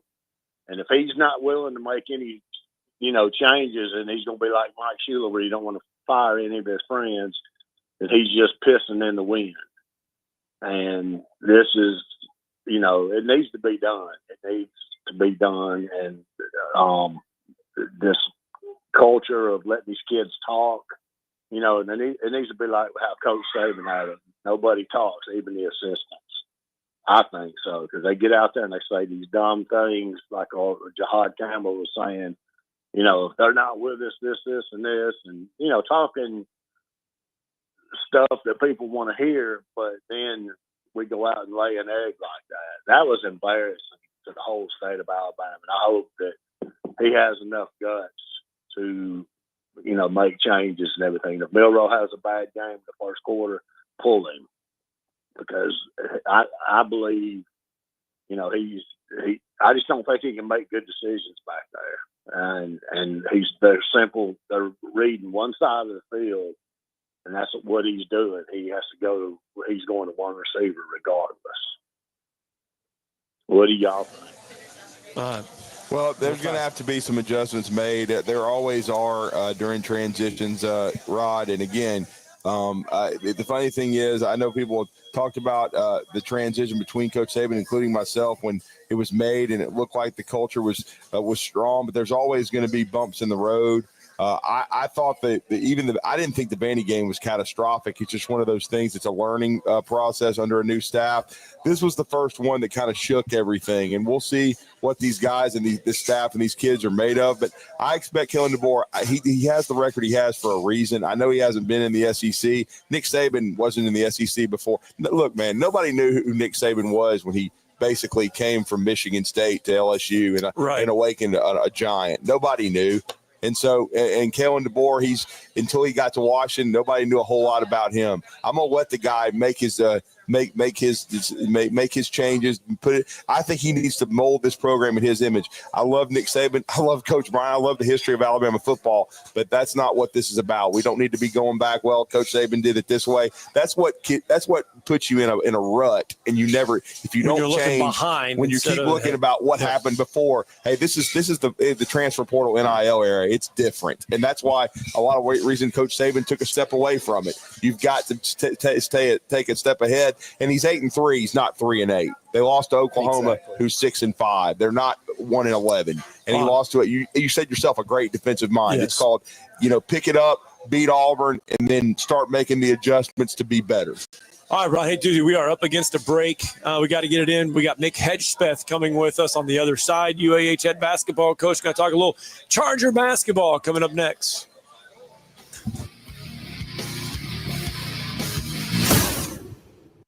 You're listening to Talkin' Ball on 97.7 ESPN, The Zone. From the Fox 54 Weather Center, I'm Chief Meteorologist Jordan Dressman. Showers and thunderstorms across the Tennessee Valley as we head into the overnight, early into your Thanksgiving. Some of those thunderstorms could be on the stronger end of the spectrum. We're talking about the threat for heavy rain and some gusty, damaging winds. That activity should be out of here by about 7 or 8 o'clock in the morning on Thanksgiving. After that, we're talking about some scattered showers through the rest of the day on Thanksgiving under a mostly cloudy or an overcast sky. Thursday night, early Friday morning, we're going to be clear and quiet across the Tennessee Valley. Temperatures drop into the lower 30s. A mostly sunny sky on Black Friday. Temperatures only climb into the mid-40s. Much the same on Saturday. We start the day in the upper 20s. Mostly sunny Saturday afternoon. Temperatures only climb into the mid and upper 40s. I'm Chief Meteorologist Jordan Dressman on your home for ESPN Radio, 97.7 ESPN The Zone. And a wreck on I-65, Morgan County, 322-mile marker. No injury and no blockage. They were just waiting on a trooper there. And we got paving scheduled today in Madison. Hughes Road north of Madison Boulevard could be a problem.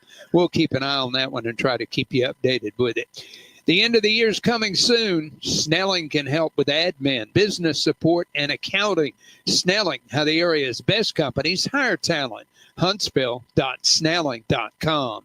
Captain Nick in the Valley Skywatch Traffic Center. Specializing in simple and affordable rentals, McCurry Van and Car Rental can make sure you have just the right vehicle for your next family vacation, weekend getaway, or if you just need transportation while your vehicle is being repaired. McCurry carries Ford Transit vans and Mercedes Sprinter vans, trucks and work vans, and more. And they offer discounted rental rates for long-term rentals. Now with 4 locations: Athens, Muscle Shoals, Coleman, and Huntsville. Log on McCurryRentals.com to make your reservation now. That's McCurryRentals.com. Ann Adams with Berkshire Hathaway Rise Real Estate is the one name to know if you're buying or selling real estate. With years of local experience, Ann Adams offers buyers in-depth knowledge of the local housing market and will narrow available properties down to those you'll be interested in so you can save time when shopping for your new home. If you're ready to sell, Ann offers a seamless process using accurate pricing and expert negotiation skills to make sure you get a fair price for your home. Call Ann Adams today at 256-337-2625 or log on bhhsriserealestate.com.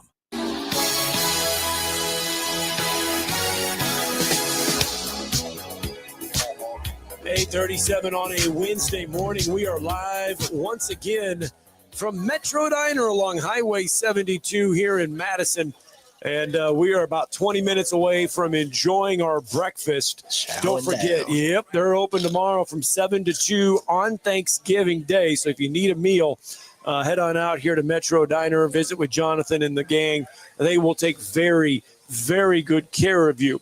Later this afternoon, the UAH Chargers going to journey up I-65 north, going to make a stop in the Music City as they have their Gulf South Conference opener. The Chargers coming off a very successful 2 games in 2 days trip to Lebanon, Illinois, as they got by McKendree and UMSL there in the second game. University of Missouri St. Louis. Oh, okay. That's what they call themselves, is UMSL. That's what we were told. I've never heard that one.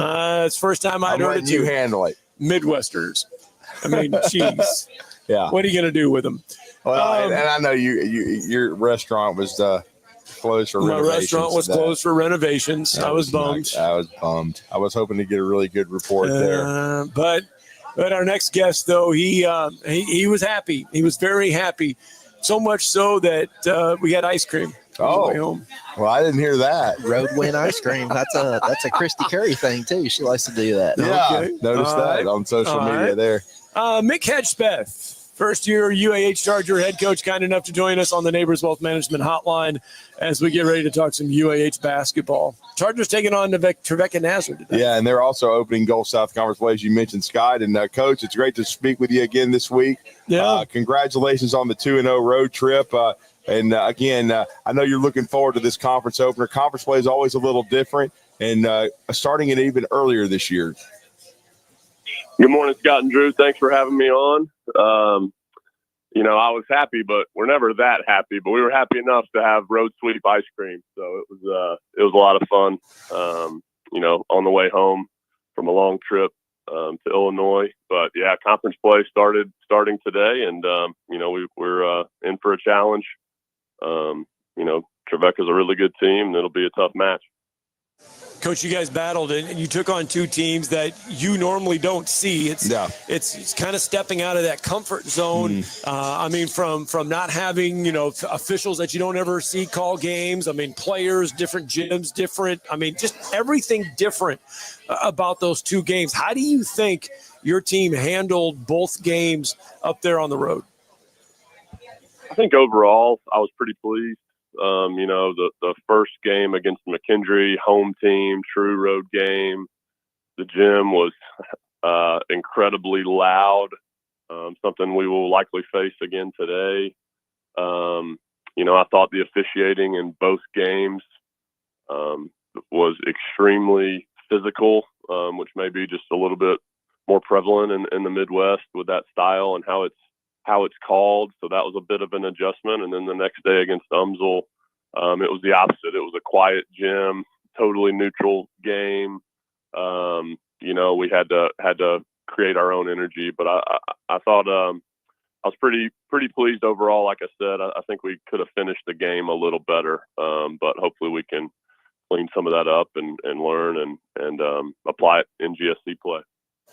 And Coach, I know this is your first trip as a head basketball coach through the GSC, but you've kept up with it quite a bit. But after you played those two games over in the Midwest, over in Illinois, stylistically, you watch film, but now that you've experienced it, you talked about the outstanding atmosphere in winning game one, and then having to create your own energy when you had a little bit of a different one when you weren't facing the homestanding school. What did you stylistically from the style of play? What are the kind of the similarities and the differences that you saw as you gave your team exposure to that kind of that part of Midwest Division II basketball? Pardon me. Yeah, I mean, I think both teams were the same from the standpoint they wanted to really slow it down and have a slow, grind it out, really physical, attack the glass, almost like Michigan State type, mentality.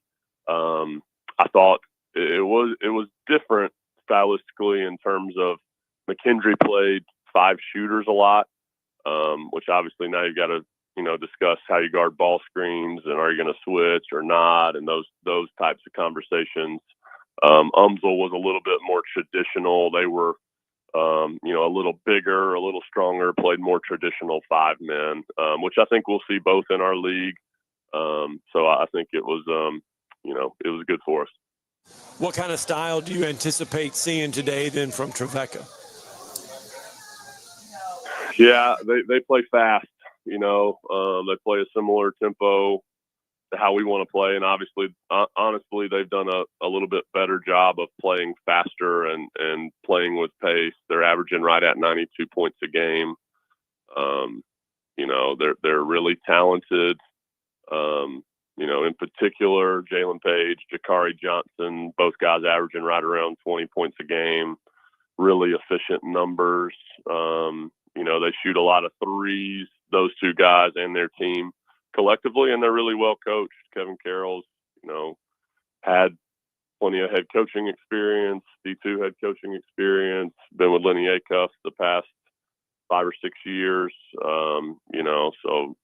Coached here at UAH for a short time with Coach Acuff, played for Coach Acuff at Berry. He knows his stuff, and I'm sure they'll have a really good plan for us.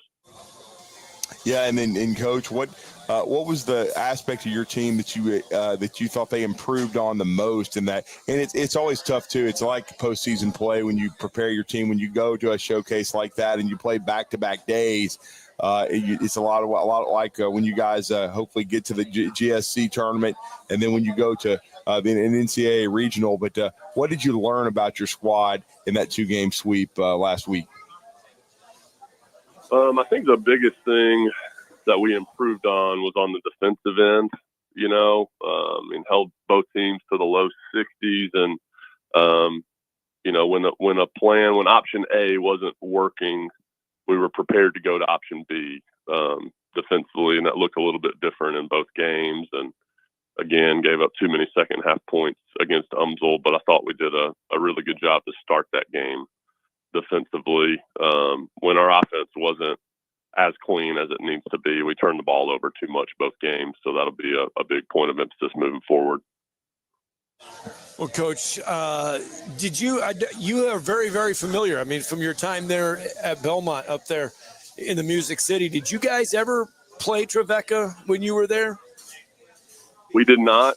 I have been to a game at Trevecca just as a spectator, you know, and I know it's a loud gym, tough place to play. I know they had a really great home court record last season, you know, so look forward to that. And after spending 7 or 8 years in Nashville, both as a player and a coach, we'll see some familiar faces. So excited to see those folks as well. And then, Coach, I know he came with you from Barry, Blake Campbell, but talk about how he's fit in so well and then played, you know, because we knew we've followed this program here. We've been honored to be the home of UAH basketball for, you know, the last 15 years. But we knew Tommy Murr, Luke Burnett. They played a ton of basketball for UAH, and this is a veteran group. But to bring him in, Blake, and have him fit in so well with these guys and play at such a high level, how big has that been for you? It's been really big, you know. This is my 3rd year coaching Blake, and he's been one of those guys that has just gotten better and better and better each year. You know, going back to his high school days, he was more of just a traditional shooter, small, skinny coach's son who kind of knew how to play, and you know, went to Berry College and grew 2 or 3 inches, put on a lot of muscle, he's kind of a late bloomer, continued to fill out and gain some athleticism. And that was, you know, has been a big weapon and a big, you know, advantage for him as a player, and has just continued to learn how to score it in a variety of ways. And then I would say just really, really high IQ, and then also just about the right things, and has come in. And it can be hard as a transfer, you know, to learn everyone quickly. Had a little bit of an advantage because, you know, he's played in our system and our style the last couple of years with me.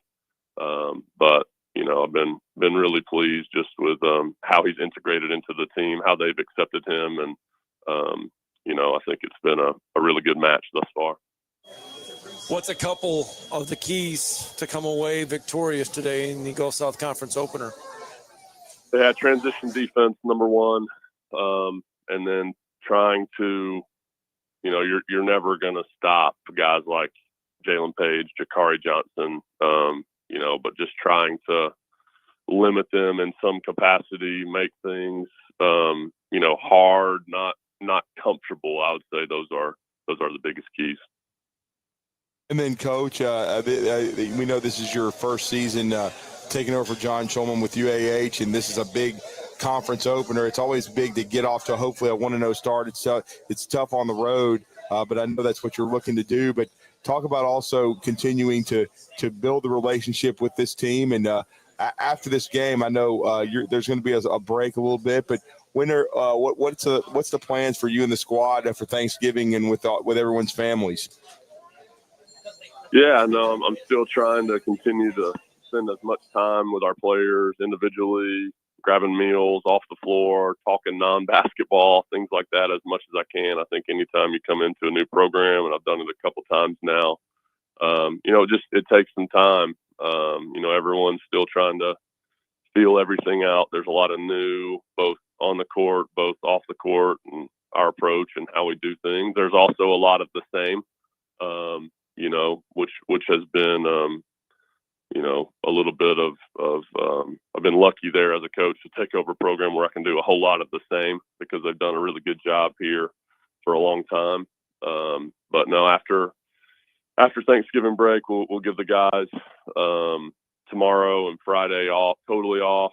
Saturday, we're going to wait and practice late night after the Iron Bowl. That's, you know, important for a lot of guys on our team. And we'll have a prep day Sunday and back at it at home in Spraggins on Monday against Blue Mountain Christian, and then that'll wrap up our non-conference play. All right, Coach. Well, 3:00 this afternoon. It's an odd time for a game, but I mean, still nonetheless, there's no changes or anything like that. It's I mean, how do you adjust the schedule for a 3 p.m. tip?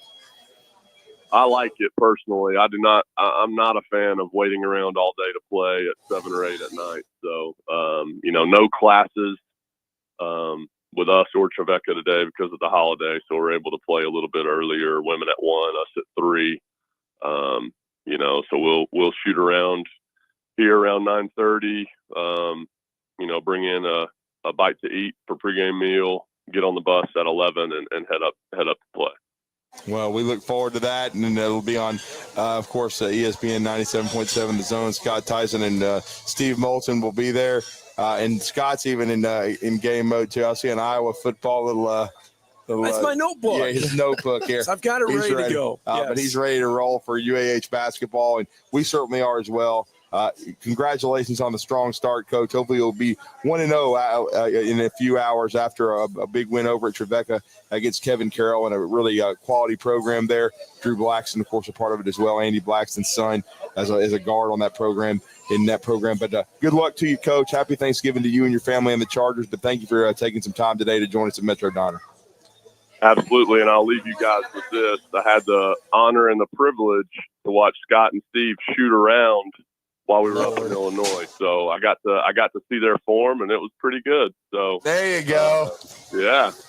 I'm up. So we do the long season tally of pig. And I'm up 1-0 on Steve right now for the road trips.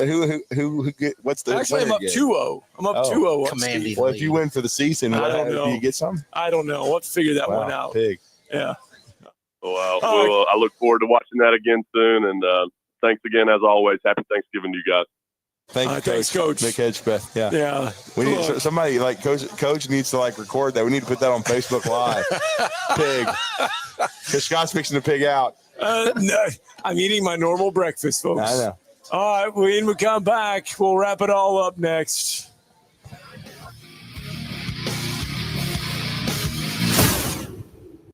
You're listening to Talkin' Ball on 97.7 ESPN The Zone. And a wreck on I-65, Morgan County, 322-mile marker. No injury and no blockage. They were just waiting on a trooper there. And we got paving scheduled today in Madison. Hughes Road north of Madison Boulevard could be a problem. We'll keep an eye on that one and try to keep you updated with it. The end of the year is coming soon. Snelling can help with admin, business support, and accounting. Snelling, how the area's best companies hire talent. Huntsville.snelling.com. Captain Nick in the Valley Skywatch Traffic Center. At Bad Daddy's Burger Bar, our focus is to always offer you the perfect combination of good times and great food. And when you're ready for a great meal, or when it's just time to take a break from all the holiday hustle and bustle, come into Bad Daddy's and enjoy one of our premium award-winning Angus beef burgers, signature cocktail, or a cold draft beer.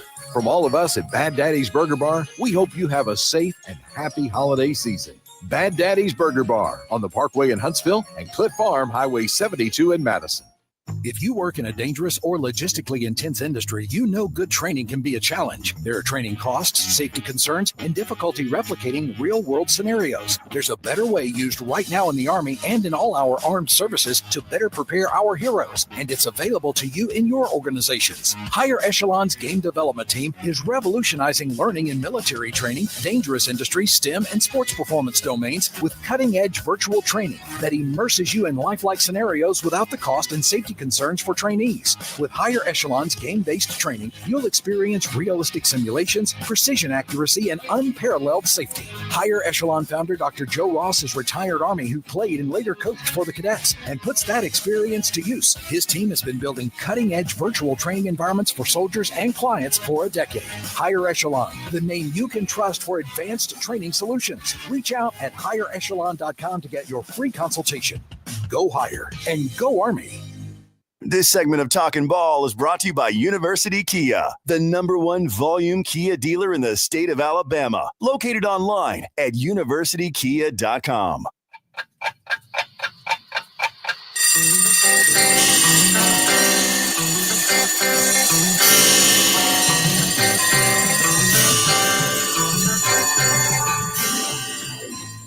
It's time for tomorrow's headlines today with Scott Tyson and Drew DeArmond on 97.7 ESPN The Zone. Time keeps on slipping into the future.